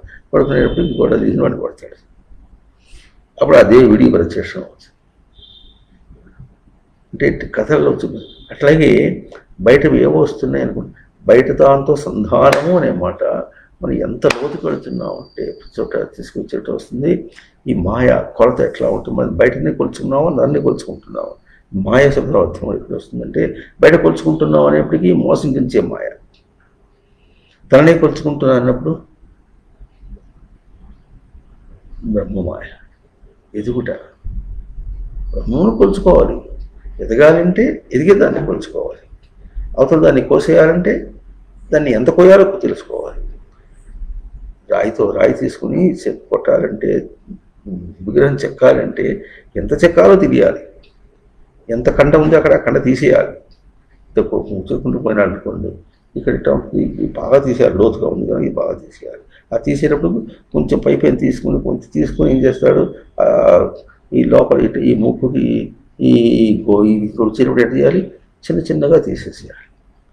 ఎంత చెక్కాలో ఎట్ట చెక్కాలో తెలియాలి. అర్థమవుతుంది. ఈ చెక్కడము తెలియాలి, అంత లోతుకు పోవాలి. ఇక్కడ చెక్కడానికి కన్ను చెక్కడానికి తేడా చూపించేటప్పుడు కన్ను ఎట్లా ఉంటుంది, ఇంత అయిన తర్వాత మనకి నల్లగా ఒకటి కనిపిస్తుంది. ఆ నల్లగా ఉన్న దాన్ని చూపించడానికి ఉంటున్నారా, దాని లోపల సన్నగా పీపుల్ ఉంటుంది. అది చూపించడానికి ఆ చెక్కేవాడు ఏం చేయాలి, ఆ తర్వాత అంటే అదొక ఉబ్బు లాగా, నలుపుది ఇంకొక ఉబ్బు, దానికంటే తక్కువది, దానికంటే తక్కువది తెలుపుది, ఆ తర్వాత ఇది రావాలి. ఇది ఎట్లా రావాలి, ఈ లోతుని ఆ లోతు చెక్కాలి. అదే సిమెంట్తో చేసినంత సులభం కాదు. సిమెంట్తో చేసినప్పుడు ఎట్లా ఉంటుంది, ఎక్కువైతే కాస్త తీసేస్తాడు మన తర్వాత, లేకపోతే తీసి మళ్ళీ అంత పడతాడు అని చేయొచ్చు. అది సులభమే. తప్పు చేసిన సవాలు సులభం ఉంటుంది. విగ్రహం చెక్కేటప్పుడు ఒకసారి తప్పు చేశారంటే అతగ పెట్టడం అనేది లేదు, అందులో అది విగ్రహం అనేది. అంటే ఇప్పుడు అంత సొఫిస్టికేటెడ్గా, అంటే అంత బహు సూక్ష్మంగా తను తాను వచ్చుకుంటున్నాడు. కొంత చిక్కుని ఆ తర్వాత ఇంకొంచెంలో ఇంకా నెమ్మదిగా విచారణ చేసుకుంటూ వస్తుంటే అంత విచారణలో మనకు భాష అందించింది విజ్ఞానాన్ని. అంత విచారణలో భాష అందిస్తే మనం దాన్ని గుర్తించడం లేదు, పై మాటగా అనేసాం. వాడి మాటలు వింటుంటే నాకు బల్యాలు పొడిచినట్టుంది, చాలా బాగా మాట్లాడాడు.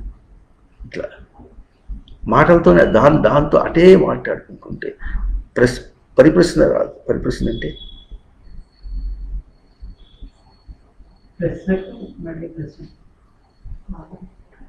తన పాలనకు తాను పాలన చేసుకోవటానికి ప్రశ్న అందట్లే. ఒక ప్రశ్న వేసుకుంటే తను పాలన చేసుకుంటాడు, తనను రక్షించుకుంటాడు, దాని నుంచి బయట నుంచి రక్షించుకోవటానికి.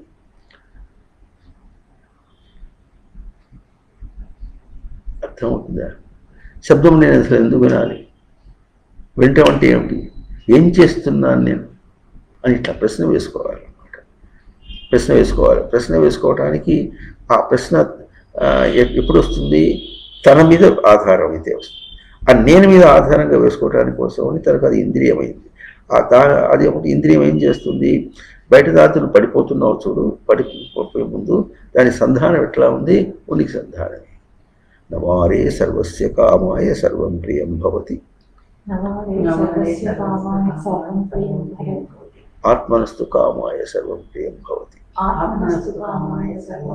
ఇప్పుడు ఈ మంత్రంలో, ఇది బృహదారణ్యక ఉపనిషత్ మంత్రం, ఈ మంత్రంలో కూడా ఆత్మనస్తు కామాయ అంటే నిరంతర ప్రవర్తనకే. అక్కడ నేను తన కోసం అనే మాట మనం అప్పటికి కూడా కొంచెం మనం బయటగా అర్థం అంటే చెప్పుకుంటాం కొంతవరకు.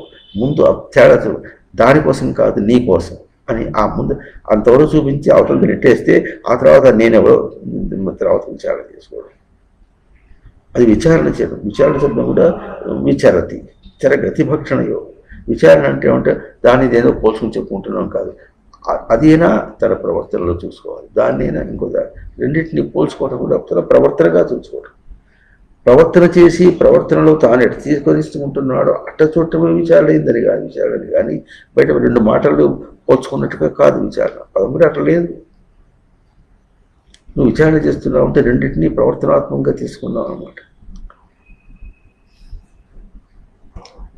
కనుక ఆత్మనస్తు కామాయేశ్వరం అంటే ప్రవర్తన, నిరంతర ప్రవర్తనకు కోసం. ఎందుకు? బయటది తాత్కాలిక ప్రవర్తన, ఏదైనా బయటది తాత్కాలిక ప్రవర్తన, అంతవరకే ఆత్మ. ఒకసారి శ్రీకృష్ణానంద మఠం ఏం చేసింది, పండితులతో సవాల్ చేసింది. ఇప్పటికి వాళ్ళు ఒప్పుకోవటం లేదు. ఆత్మశబ్దము ఇప్పుడు ఈ నిర్వచనము కొంత దూరమే చెప్తుంది, సూటిగా అస్మద్భావానికి రాదు. ఆత్మ అంటే నేను అర్థం తీసుకుంటే మాత్రం రాదు. ప్రవర్తనతో పోల్చుకున్నంత వరకే ఆత్మస్వరూపం. ఎందుకంటే ఆత్మకు ప్రవర్తన లేదు, నేనుకు ప్రవర్తన లేదు. నేనెవరు? ఉనికి స్వరూపం.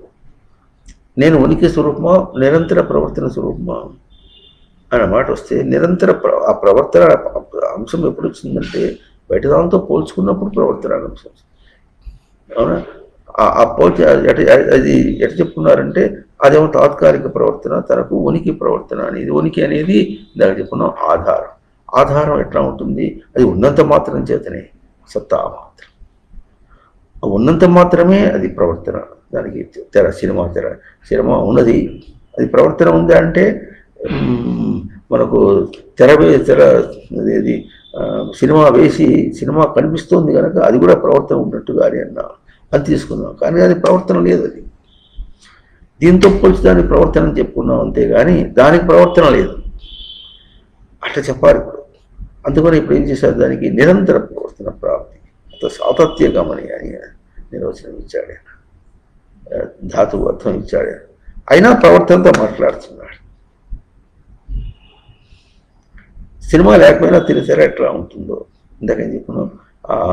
దాంతో పోల్చుకొని మన తర్వాత అది లేకపోయినా తను ఉంటుంది. కనుక ఇప్పుడు దీంతో పోల్చి చెప్పుకుంటే ఎట్లా ఉంటుందంటే ఉన్నది అంతే, ఉన్నదే. కానీ దాంతో పోల్చుకున్నప్పుడు దానికి ప్రతి అని ఎదురు, దానికి ఎదురుగా ఉండి తను పాలన చేసుకుంటాడు. అవునా? ఎదురుగా ఉండి పాలన చేసుకోవడం అంటే అది దీన్ని ఏమన్నా తినేస్తుంది భయమా, భంగం చేస్తుంది భయమా అంటే భయం కాదు. భయం అనే మాట ఎప్పుడు వస్తుంది? సాధకుడికి భయం చేత నిన్ను నువ్వు రక్షించుకో అనే మాట వస్తుంది, అభయం అని పదం. కానీ ఇంకా లోతులు వెళ్తే అది నిన్నేం చేయదు కనుక నీ పాలన అంటే అర్థమైనప్పటికీ నిన్ను నువ్వు నిలుపుకుంటున్నావు. తను నిలుపుకోవడం అంటే తాను పోగొట్టుకోవడం అనే అంశం ఉంటుంది కనుక ఆ అంశంకు దానికి ఎదురుగా ఏం చెప్పారు, నిన్ను నువ్వు నిలుపుకోవాలన్నాడు. ఆ నేను అనే అస్మద్భావానికి నిలుపుకోవాల్సిన అవసరం లేదు. ఉన్నది ఇప్పుడు ఉనికి స్వరూపమే. అది ఉనికి లేని ఏమనే పదం లేదు, నిలుపుకోవాల్సిన అవసరం లేదు. ఈ మాట లక్ష్యం చూపించేప్పుడు మాటిగా అక్కడికి వెళ్ళాలంటాడు, పైకి వెళ్ళాలి. ఇంకా ఎన్నో 20 మెట్లు ఉన్నాయి. ఇప్పుడు తన అంశం ఏమిటి? ఒకసారి దూకడం కాదుగా, 3వ మెట్టు ఉన్నట్టు 4వ మెట్టు అంశం. లక్ష్యమేమో అది చూపిస్తుంటాడు మాటలు. అందుకని ఉనికికి ఇవన్నీ లేవు కనుక ఇంకా ఇంత ఎందుకంటే నువ్వు 3వ మెట్టు దిగన్నావుగా అంటే ఇప్పుడు ఏం చేయాలి? ఇప్పుడు 3వ మెట్టు నుంచి 4వ మెట్టు ఎక్కాలంటే ఏం చేయాలి? ఇప్పుడు 4వ మెట్టు ఎక్కాలి, 3వ మెట్టు మొదలుపెట్టాలి.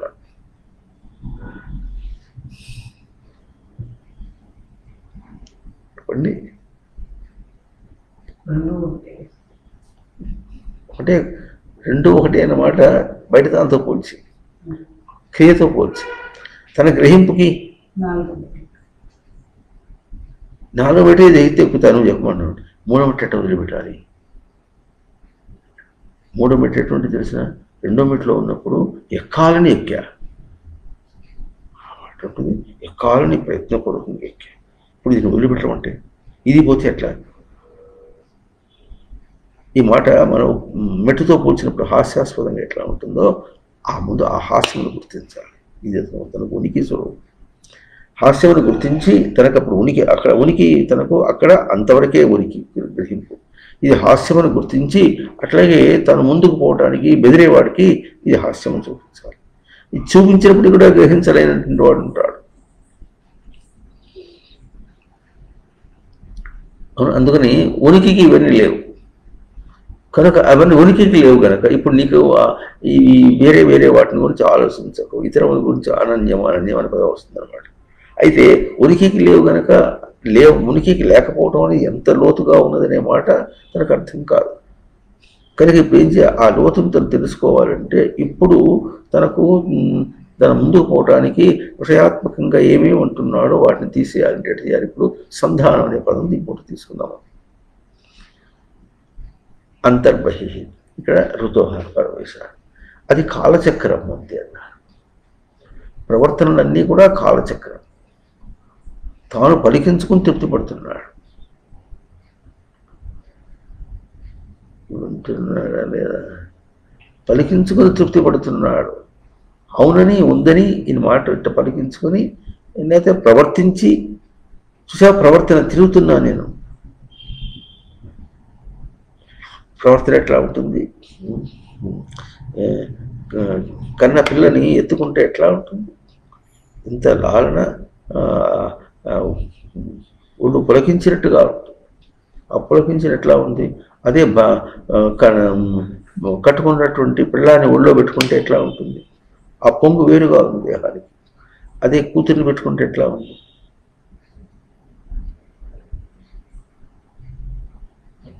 కొడుకు కూడా కాదు, కూతురే కాదు, ఎంత పవిత్రంగా ఉంటుంది తన కొడుకు. ఇది రీడింగే తన దగ్గర. ఇప్పుడు బయట సంధానం ఎట్లా? వాంఛ ఏమి? భార్యని ఒంట్లో బళ్ళో కూర్చోబెట్టుకున్నప్పుడు కూడా ఏమైంది? వాంఛ ఏమి? ఉనికి సంధానం. కూర్చునిప్పుడు ఉనికి సంధానమే. ఇంకో అమ్మాయిని చేసినప్పుడు కూడా ఇంకో పసిపిల్లని కూర్చోబెట్టుకుందాం, అప్పుడు కూడా ఉనికి సంధానమే. అప్పుడు ఈ తన కూతురిని పెట్టినప్పుడు తనదేదో అంత దోచి కూతురికి ఇచ్చేద్దాం అన్నట్టుగా అనుకుంటుంటాడు. ఏమో చేసేద్దాం, చేసినందుకు తను నిండైపోతాడు అన్నట్టుగా అనుకుంటుంటాడు. ఆ కూర్చున్నప్పుడు ఏమీ లేదు. ఎవరు కూర్చోకపోతే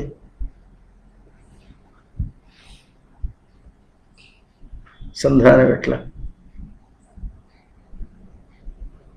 ఏం కోరుతున్నావు ఇప్పుడు నువ్వు? పోల్చుకో. వాళ్ళు ఎవరు కూర్చోకపోతే నువ్వు లేవా? నేను లేదా? నేను యొక్క గ్రహింపు లేదా? ఉన్నది. నేను యొక్క గ్రహింపుని ఈ విధంగా అపవిత్రం చేయటం దీనికి.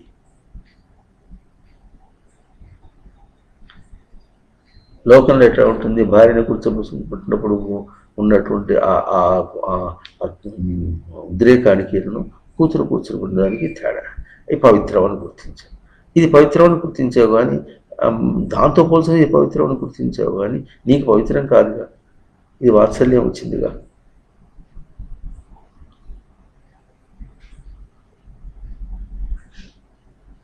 అర్థమవుతుంది. అది ఉపయాంచాయ, నీకేం కావాలి? ఇంద్రియములకు అర్థమేమి?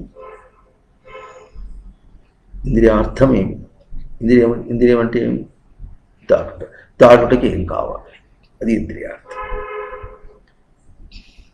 గౌక ఇంద్రియార్థం అంటే శ్రవణేంద్రియానికి శబ్దం కావాలి అని అర్థం చెప్పేసాం అనుకోండి, ఏం చేసుకుంటుంది? దేవుడు వేసుకుంటుందా? అర్థమవుతుందా? ఇంద్రియములకి ఇంద్రియార్థములు అంటే ఇట్లా అర్థం చెప్ప, పదవంతా అక్కడెక్కడ ఆడుకోవద్దు. అవేం చూపిస్తున్నాయి? సంధానం చూపిస్తుంది. సంధానం అనే పదం చాలా గొప్ప విషయం. ఎందుకు చెప్పుకుంటున్నామంటే తాను తన యందు సంధాన స్వరూపం, అది తన యందు సంధాన స్వరూపం, రెండింటిని చేసినప్పుడు. అందుకని మన దీంట్లో రెండూ ఒకసారి జీవుడు ఇది కూడా రెండూ కూడా ఈ అంశం చేతనే ఈ ఎఫిషియన్సీ ఎలిమెంట్ ఇక్కడ వచ్చింది. సచ్చిదానంద స్మృతి ఇట్లా ఇది దేవలక్షణం, దేవలక్షణం యొక్క భగవాన్ లక్షణం. అది సామర్థ్యమని మధురత్వంతో మొదలుపెట్టి సామర్థ్యమునకు ఎంత అంశం ఔన్నత్యం, ఇంతదాకా తను తాను నియమించుకోవడం, అంతదాకా చేసి ఇది సృష్టి యొక్క సృష్టికి రచన అంశం. అంటే రచించేటప్పుడు తను తాను నిలుపుకుంటోంది, ఈ భావాన్ని నిలుపుకుంటోంది, సేవించుకుంటోంది. తను తాను సేవించుకొని అది చేస్తుంది. అంతః బహి, జీవులను బయట స్వరూపాన్ని రెండింటినీ కూడా ఒకేసారి చేసింది. ఒకేసారి చేసినప్పుడు ఎట్లా ఉంటుందంటే మనం ఏమంటాం, సోదరుడు సోదరి అని పదం చెప్పినప్పుడు ఏం చెప్తాం, సమానం ఉదరం. ఎస్ఏ అంటే ఉదరం అంటే పొట్ట అర్థం చెప్పడం కాదు, పుత్ ఇయర్తి. పుత్ అంటే నిరంతర ప్రవర్తనకు, ఇయర్తి ప్రవర్తన.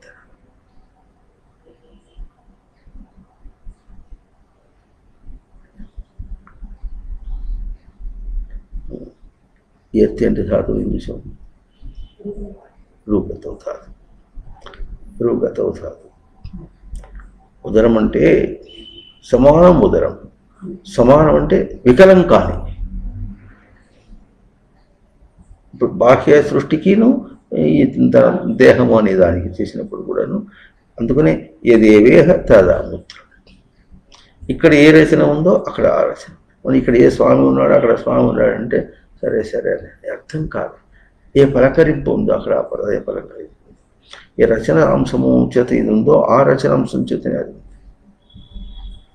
కనుక ఇప్పుడు సంధానంలో పడిపోవటం అనేది ఉండకూడదు.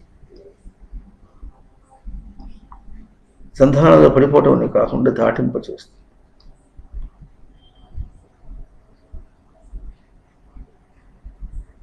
అది బయట నుంచి అది అయితే బయట లోపల అన్నమాట ఎందుకు వచ్చిందంటే స్పర్శ తెలుస్తుంది, బయటకు వేరే గ్రహింపు. తన గ్రహింపులో ఉన్న అది తన గ్రహింపులో ఉంటుంది.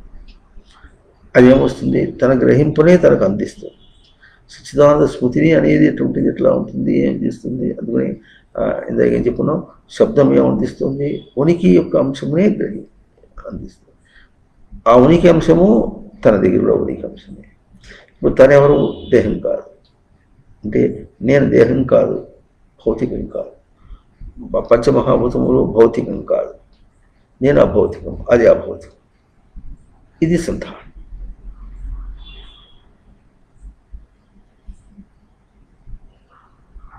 నీకు నీ వారు లేరు, నాకు నా వారు లేరు. లేదా నీకు నీ వారు లేరు, నాకు నా వారు లేరు అనుకుని పెళ్లి చేసుకుంటే ఇప్పుడు ఏమైంది, ఇప్పటికి నీకు నీ వారు లేరు, నాకు నా వారు లేరు అంటే ఎవడో వాళ్ళవాళ్ళు వస్తే బంధువులు వస్తుంటారు, రేపు పోతుంటారు. సరే మా ఇద్దరం ఒకటి. అమ్మ కంటే ఎక్కువ నాకు భార్య. అమ్మ నాన్న వదిలిపెట్టి వచ్చారని నేను, మన ఇద్దరే సంధానం. చెప్పు అన్నీ వదిలిపెట్టి వచ్చారు. ఇప్పుడు సంధానం ఎట్లా, ఇప్పుడు దేహంతోనా వింటున్నారా లేదా? ఆ సంధానం అర్థం కావద్దు.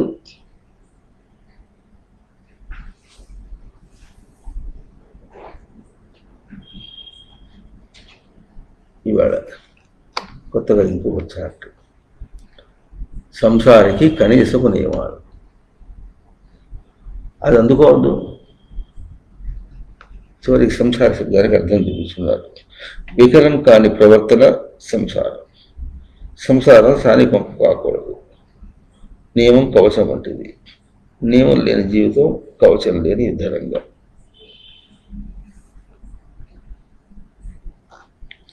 సంసారం నిలబెట్టు. ముందు చేస్తే ఆ తర్వాత ఈ సంసారం అతిక్రమించి పరిప్రశ్న వేసుకుని ఇంకా బయటకు వెళ్తామని. ఇక్కడే నిలుపుకోలేకపోతే, ఇక్కడే వికలంగా ఒకటి ఎట్లా ఉంటుందంటే ఏదో స్పిల్ ఓవర్ అటు పోవాలనుకుంటాడు. కాదు, స్పిల్ ఓవర్ పోయినా మళ్ళీ సంసారానికి వస్తావు. ఎందుకంటే అక్కడ సరిగ్గా దాటద్దు.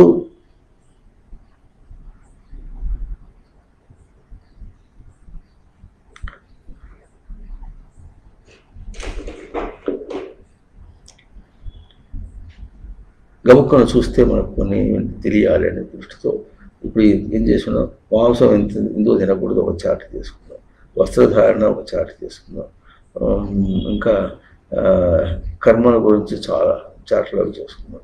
ఇప్పుడు క్లియర్గా స్పష్టంగా మనం ఏం తెలుసుకోవాలి, మనం ఏం చేయాలి.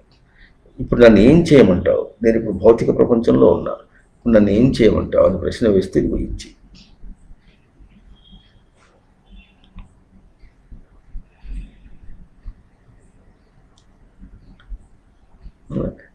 అంటే ఇప్పుడు విషయాత్మకంగా తన ముందు సర్వించుకొని తర్వాత ఇందాక చెప్పుకున్నాం శ్రోత్రము తీసుకోవటంలో ఎట్లా తీసుకుంటున్నాం.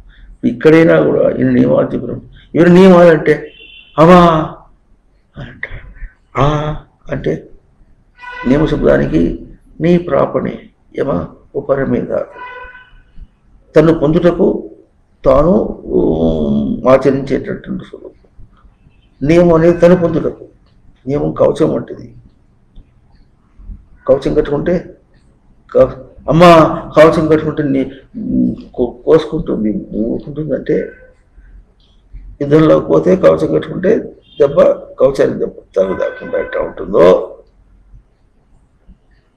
చేయాలి. దానికోసం వచ్చావు. అక్కడి నుంచి బయట రావడానికి వచ్చావు, అంతేగాని అక్కడ జారిపోవడానికి కాదుగా. ఎంత దూరం జారిపోయినావో అక్కడి నుంచి బయటకు ఎక్కడానికి వచ్చావు. మీనమేషాలు లెక్క పెడితే అర్థం. ఈ మాట మీనమేషాలు లెక్క పెట్టద్దని మన సుమాల్లో కోడే కూర్చుని ప్రతి వాక్యం కూర్చుని అట్లా ఇచ్చారు మనకు స్వామివారు. గురుదేవుల ఉపదేశంలాగా బయట నుంచి ఉపసంహరించుకోముందు సంధానం కావాలంటే బయటని గుర్తించవలసిందంటే రెండింటికి సంధానం అంటే అన్నాడు మరి రాముడికి హనుమంతుడికి సంధానం అంటే రాముడు. ఒక సీతకు హనుమంతుడికి సంధానం రాముడు అన్న. సీత వేరే పదార్థము, హనుమంతుడు వేరే పదార్థం, సంధానం రాముడు. అట్లాగే మనం కూడా సంధానంతో చేరాలి. అప్పుడు భేదం అనుకోతాయి. ఉనికి గ్రహింపు అది ఎడ చేయగలుగుతాము. ఉనికి గ్రహింపు ఎడ చేయగలుగుతామంటే అక్కడ అస్మద్భావం వచ్చి ఆ సంధానం అనేటటువంటిది తలకు పరిప్రశ్న వేసుకుంటే వస్తుంది. అంతేగాని బయట సృష్టితో అనుకుంటున్న దాని మీద ప్రశ్నలు వేసామనుకుంటే మనకేం దొరకదు. ప్రశ్నలు తనందే వస్తాయి, తన నుంచే ఉదయిస్తాయి.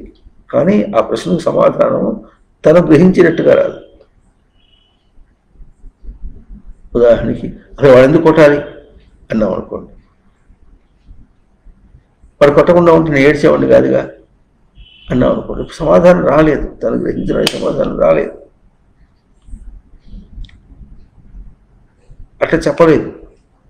కొంచెం ఎట్లా ప్రతి పదమును దేహంలో ఎట్లాగైతే ఇది శ్రోత్రము ఇంద్రియం అని చెప్పిందో అట్లాగే ఆకాశము నాకు 25 నిర్వచనాలు. ఎందుకు 20 నిర్వచనాలు? తను గ్రహించడానికి, ఆకాశానికి కాదు.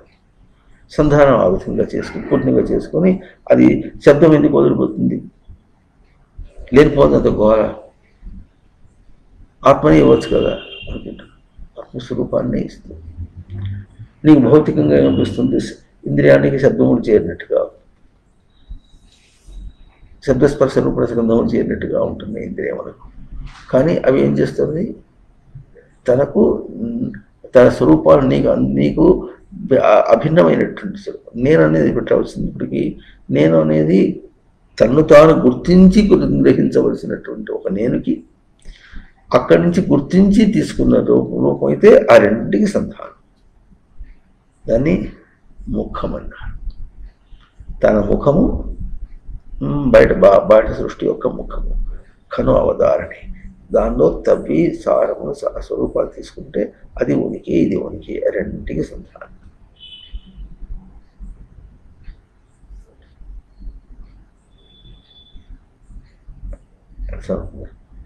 ఇది షట్.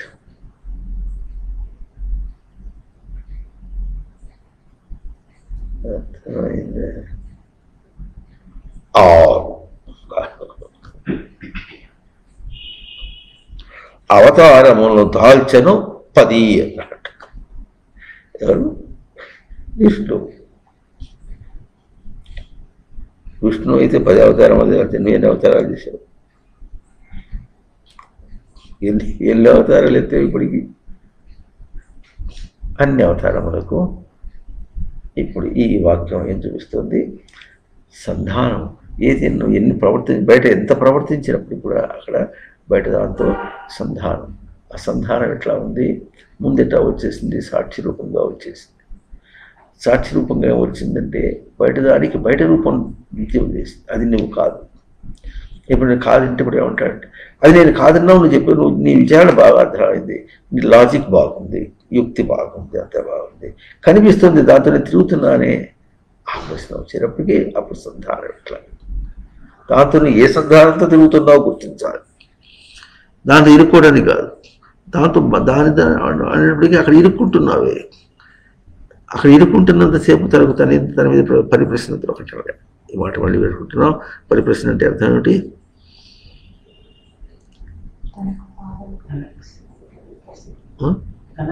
పాలన, పరిశుభ్రం పాలన. తనకు పాలనగా ప్రశ్న వేసుకుంటున్నాడు, తనను పాలించుకునేటట్టుగా ప్రశ్న వేసుకుంటున్నాడు, తను పోగొట్టుకునేటట్టుగా ప్రశ్న వేసుకోవటం లేదు, జారిపోయేట్టుగా ప్రశ్న తెలియాల్సిన.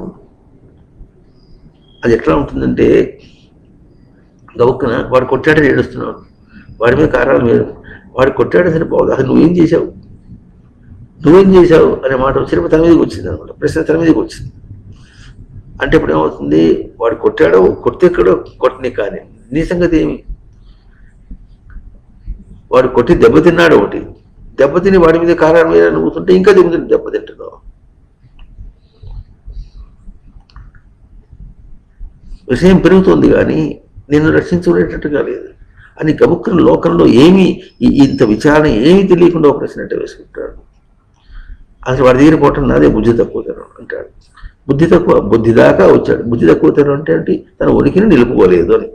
బుద్ధి అంటే ఉనికిని పెట్టుకోవటం, అది ఆ ఉనికిని నిలుపుకోవడం అనేటటువంటిది ఏమైంది ఇప్పుడు? తక్కువైంది. బుద్ధి తక్కువ అంటే అర్థం అది. అయితే బుద్ధి తక్కువ అని పదం అయితే అన్నాడు కానీ ఇది తెలియదు. బుద్ధి తక్కువ అయితే యాడ్ టు ఇట్, దాన్ని కొంచెం కలుపుకో, బుద్ధి కూడా కొంచెం కలుపు అంటే అది ఎక్కడ దొరుకుతుందో తెలియదు. ఇట్లా ఎంత చేసినప్పుడు సంధానం కుదరటం లేదు. మనం సంధానం కాకుండా ప్రవర్తించలేము, కానీ దొరకటం లేదు. ఇప్పుడు సంధానం అనే పదంతో మాట్లాడుతున్నాం. ఇది ఛాందోగ్యోపనిషత్తు ముందు సామోపాసన చెప్తుంది. సామోపాసన ఉద్గీతగా చెప్తుంది. ఆ సామోపాసననే మళ్ళీ అట్లా ఆదిత్య ఉపాసనగా చెప్తుంది. దాన్నే మళ్ళీ పృథ్వీ ఉపాసనగా చెప్తుంది. దాన్నే మళ్ళీ గాయత్రి ఉపాసనగా చెప్తుంది. తర్వాత దాన్ని మళ్ళీ సుషితంధ్రముడు ఇప్పుడు దాకా వచ్చాం. అంటే అవతల దాన్ని ఎదిరించగలిగినటువంటి దాని సామర్థ్యంగా ఆ ఉపాసనగా చెప్తుంది. చివరికి ఇదంతా కూడా సామోపాసనే. అది ఎంత సామోపాసన చేస్తే ఎంత విలువ నీకు సాధిస్తున్నావో ఇప్పుడు ఇది గాయత్రి ఉపాసనతో అదే సాధిస్తున్నావు చూడు అని చెప్తుంది. అట్లా ఒక్కొక్కటి మనం కూడా అట్లాగే వస్తున్నాం అన్నమాట.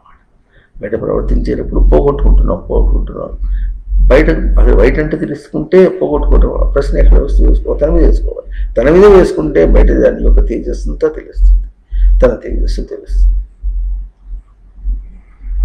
ఆ తెలియటం అంటే ఎట్లా ఉందంటే ఇదివరకంతా బయటదంతా కూడా ఎట్లా కొలుచుకున్నాడు, తనకు మాయా జగత్తు గాను భ్రాంతి జగత్తు గాను కొలుచుకున్నాడు. ఇప్పటి కాకుండా బ్రహ్మమయం జగత్తుగా కొలుచుకోవటం అంటే ఎట్లా ఉంటుంది? ఆ బ్రహ్మమయం జగత్తు ఎందుకు ఏంటంటే అది తనకు ప్రశ్న కలిగిస్తుంది, పరిప్రశ్న వేసుకునే అవకాశాన్ని ఇస్తుంది. వింటున్నారా? పరిప్రశ్న అంటే తను పాలన చేసుకోవడానికి ప్రశ్న వేసుకునే అవకాశాన్ని ఇస్తోంది. ఎట్లా ఇస్తుంది? వేసుకునేదాకా నువ్వు నీ పిల్లవాడిని బెదిరిస్తే ఏది అను, ఈ మాట చేయను అని చెప్పిన వాడు అన్నాడు, ఏడుస్తాడు వాడు. ఎట్లా అంటాడు అంతేగాని అమ్మ చేయను అన్నాడు. ఆ మాట అనేప్పటికీ వాడికి దాని యొక్క విలువ తెలిస్తే ఏమంటాడు వాడు? వెంటనే ఏడుపు మానేసి గుడ్డులా ఏడిచేవాడు కూడా ఏడుపు మానేసి మా ఇంకా చేయను, అది లెక్క. అట్లా నీ చేత అనిపించాలి. అంతదాకా అయిపోయే తర్వాత అప్పుడు కానీ నీకు సంధానం అర్థం కాలేదు. అది సంధానం కోసం వచ్చింది కానీ నేను ఏడిపించడం కోసం రాలేదు. సంధానం అనేటువంటి సెన్స్ నీకు ఇవ్వడం కోసం అది ఉన్నది. అందుకే ఎక్కడ మొదలుపెట్టుకున్నాం మనం, బహిః అంతః అయినప్పటికీ కూడా రెండూ కూడా ఉనికి అంశములే. మనకు తప్పదు. నహి కశ్చిత్ క్షణమపి జాతు తిష్టతి అకర్మకృత్. ఇప్పుడు మనం కేవలం వ్యావహారికంగా మాట్లాడుకుంటున్నాం. మనిషి అనేవాడు బయటతో సంబంధం లేకుండా ఒక కర్మ చేయకుండా ఒక క్షణం కూడా ఉండడు అని మనం ఎట్లా అనుకుంటున్నాము. ఈ స్థితి నుంచి అబ్సల్యూట్నెస్ అంటారు, అంటే పూర్ణమైన దాని స్థితిని అందుకోవడానికి సంధానం అనే దానికి సంధానం అర్థం చేసుకుంటే అప్పుడు తన పక్షం తనకు స్పష్టంగా భద్రంగా పరిలక్షణం. తను పరాప్రకృతి. తనకు ప్రకృతి ఉన్నప్పుడు కూడా అది పరాప్రకృతి.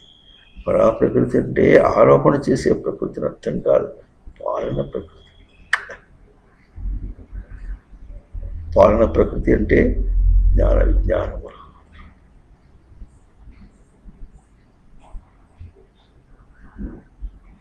ఇది తనకు ప్రకృతి సహజం. వాక్యం చూడండి, రచనా సహజం స్థితి స్వరూపంలో ప్రకృతి సహజం. స్వభావజేన కౌంతేయ నిబద్ధః స్వేన కర్మణ కర్తుం నేచ్ఛసి యన్మోహాన్ కరిష్యస్య వశోభితతే. అది ప్రకృతి సహజం. తన ప్రకృతి ఏమిటంటే తనది పాలన ప్రకృతి. తనను తాను పాలన చేసుకోవడం అనేటటువంటి ప్రకృతి. తన పాలన చేసుకోవడానికి ఇంకోటి అక్కర్లేదు.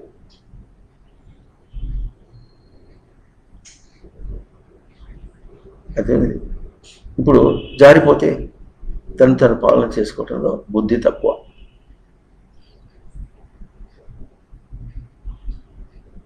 అంటే ఏం చేశాడు? ఉనికిని జడముగా, చైతన్యము జడముగా, ఉనికిని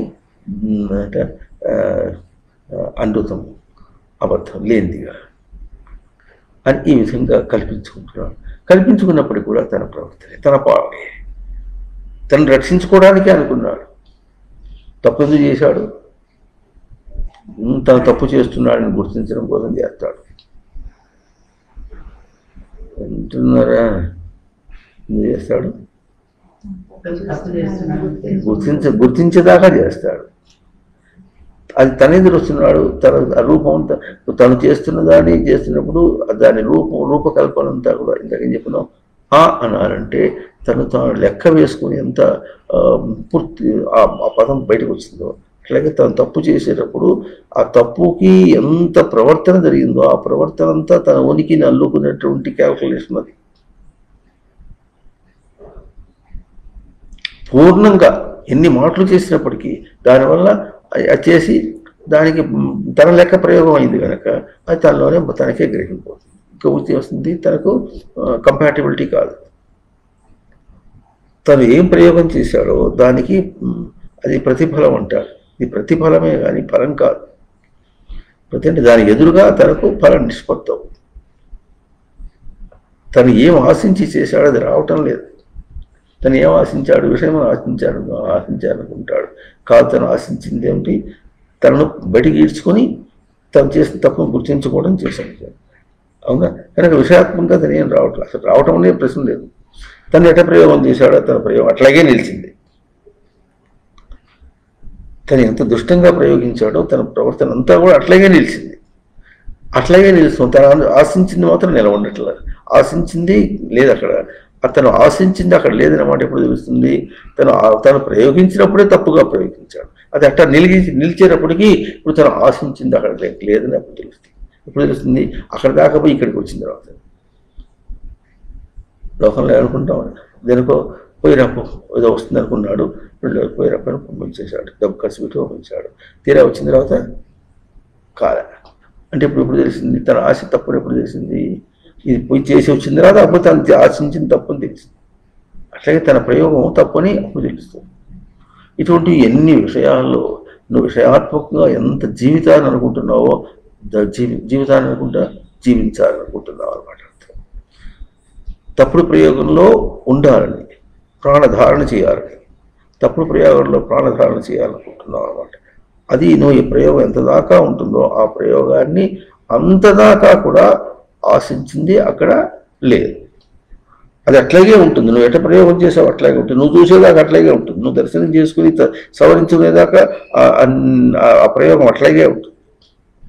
ప్రయోగం నువ్వు ప్రయోగం చేసినటువంటి నీ అభౌతిక స్వరూపం నీ క్యాల్కులేటెడ్ స్వరూపం అని చెప్పుకుంటున్నావు. ఇందాక అన్నారంటే అన్నారంటే లోపల ఎక్కడ ఉనికి దగ్గర నుంచి నిన్ను లెక్క వేసుకొని అది ఎక్కడ దాకా వచ్చి ఆ మాట అన్నావు, ఆ పలుకు బయటకు వచ్చిందో అట్లాగే ప్రతిదీ కూడా నువ్వు ప్రవర్తనలో ఎంత విచారం అవుతావు. నేను ఎంత ఎన్ని ఇంద్రియాలు ఎన్ని కదిలించుకున్నావు అది అట్లాగే ఉంటుంది. నీ ప్రయోగం నీ క్యాల్కులేటెడ్ స్వరూపం అట్లాగే ఉంటుంది. నువ్వు గణన చేసుకుని లెక్క వేసుకున్నటువంటి ప్రయోగం ఎట్లా ఉందో ఆ ప్రయోగం నువ్వు దర్శించడానికి నీ దగ్గర అట్లాగే ఉంటుంది. అది ఉండి ఇంకేమవుతుంది అవసరమైతే ఆ లెక్కతోనే ఇంకా మళ్ళీ ముందుకు పోతుంటాడు. ఇంకా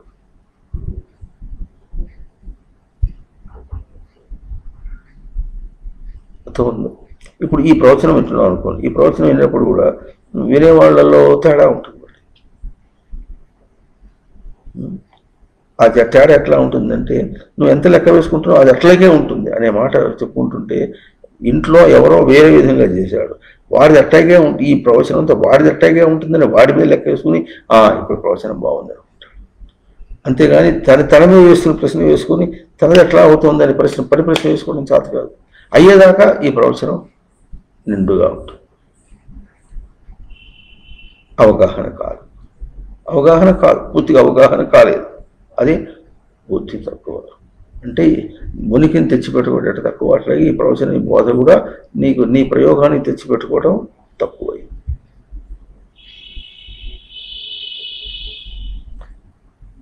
వీరిసి ఒక మాట చెప్పుకోవడానికి ఏమవుతుందంటే బయట ప్రవర్తిస్తున్న కష్టి క్షణమపై జాతు తిష్టత కర్మ, బయట పని చేయకుండా ఉండడు. కానీ ఏం జరుగుతుందో తనలో ఏం సంచలనం కలుగుతుందో చూడాలి అంటే తనను ఎంతో శుద్ధి చేయాలి. శుద్ధి అటు చేస్తాడు కానీ నీది కానీ నీ పరాప్రకృతిని కూడా దుష్టం చేసుకున్నాడు. స్వరూపాన్ని కాకుండా పరాప్రకృతిని, పాలన ప్రకృతి తనది. ఈ పాలన ప్రకృతి పరాప్రకృతి స్వరూపం ఏమవుతుంది, ఇతరమును ఆధారంగా చేసుకొని వాళ్ళ ఆధారంలో తను ఉండాలనుకుంటాడు. తన ప్రవృత్తిని సవరించుకొని తాను ఉండటం అనే మాట అర్థమే కాలేదు ఇంతవరకు. నువ్వు చెప్తే ఆ మాట అర్థమైంది, అది ఒప్పుకుంటా, కానీ అది నా ప్రయోగంలో రావటం లేదు. నా దైనందిన జీవితంలో చేసే ఏ పనిలో కూడా నా ప్రవృత్తిని మార్చుకుని నేను నిలవాలనే మాట ఏ చిన్న ప్రయోగంలో కూడా రానియదు. ఎందుకంటే నువ్వు ఎక్కడ లెక్కేసుకుంటున్నావు, ఆ ప్రవృత్తి దగ్గరే లెక్కేసుకున్నావు, ఆ ప్రవృత్తి దగ్గరే నిన్ను మార్చుకున్నావు. ఆ ప్రవృత్తిని డిసింటిగ్రేట్ చేయటం అంటారు. విషయాల్లో దర్శనం చేయటం తెలియాలి. నీ ప్రవృత్తిని తీసుకున్నప్పుడు అప్పుడు తన ప్రవృత్తి దోషం తనకు తెలుస్తుంది. తన ప్రవృత్తి దోషం తనకు తెలియాలి. అప్పుడు దాన్ని తీసుకోవడానికి మరి ఎట్లుంటుందో, తనకే ప్రవృత్తి ఉంది ఎంత వాంఛయో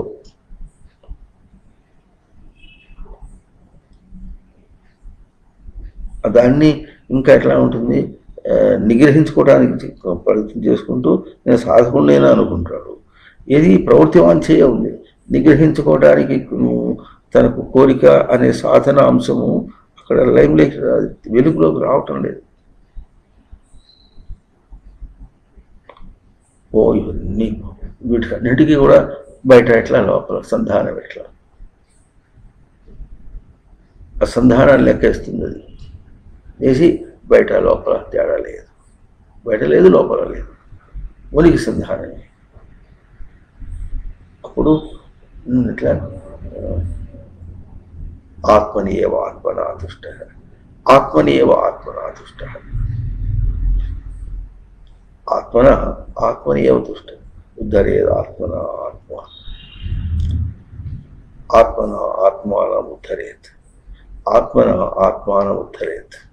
వాడిని చూసి నువ్వు గుణపాఠం నేర్చుకో. నా ఆత్మానం అవసాదయేత్, దాన్ని పాడు చేసుకో. ఇచ్చిన అవకాశాన్ని పాడు చేసుకో. ఆత్మైవ హ్యాత్మలో బంధువు,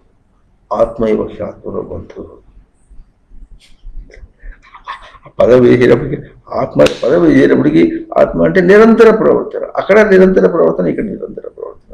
ఆ నిరంతర ప్రవర్తన అనే మాట విషయాత్మకంగా క్రియారూపంలో క్రియారూపమా లేక ప్రవర్తన అంటే అక్కడ గుర్తింపబడేటటువంటిది ఇక్కడ గుర్తింపబడేది.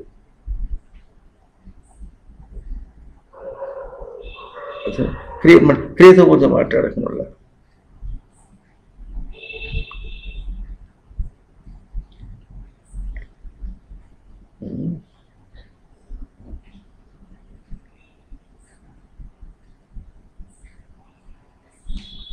ప్రజహాతి యదా కామాన్ సర్వాన్ పార్థ మనోగతాన్ ఆత్మన్యేవాత్మనా తుష్టః స్థితప్రజ్ఞస్తదోచ్యతే. ఉద్ధరేదాత్మనా ఆత్మానం న ఆత్మానమవసాదయేత్. ఆత్మైవ హ్యాత్మనో బంధుః ఆత్మైవ రిపురాత్మనః. కనుక ఇక్కడ ఉన్నాడు.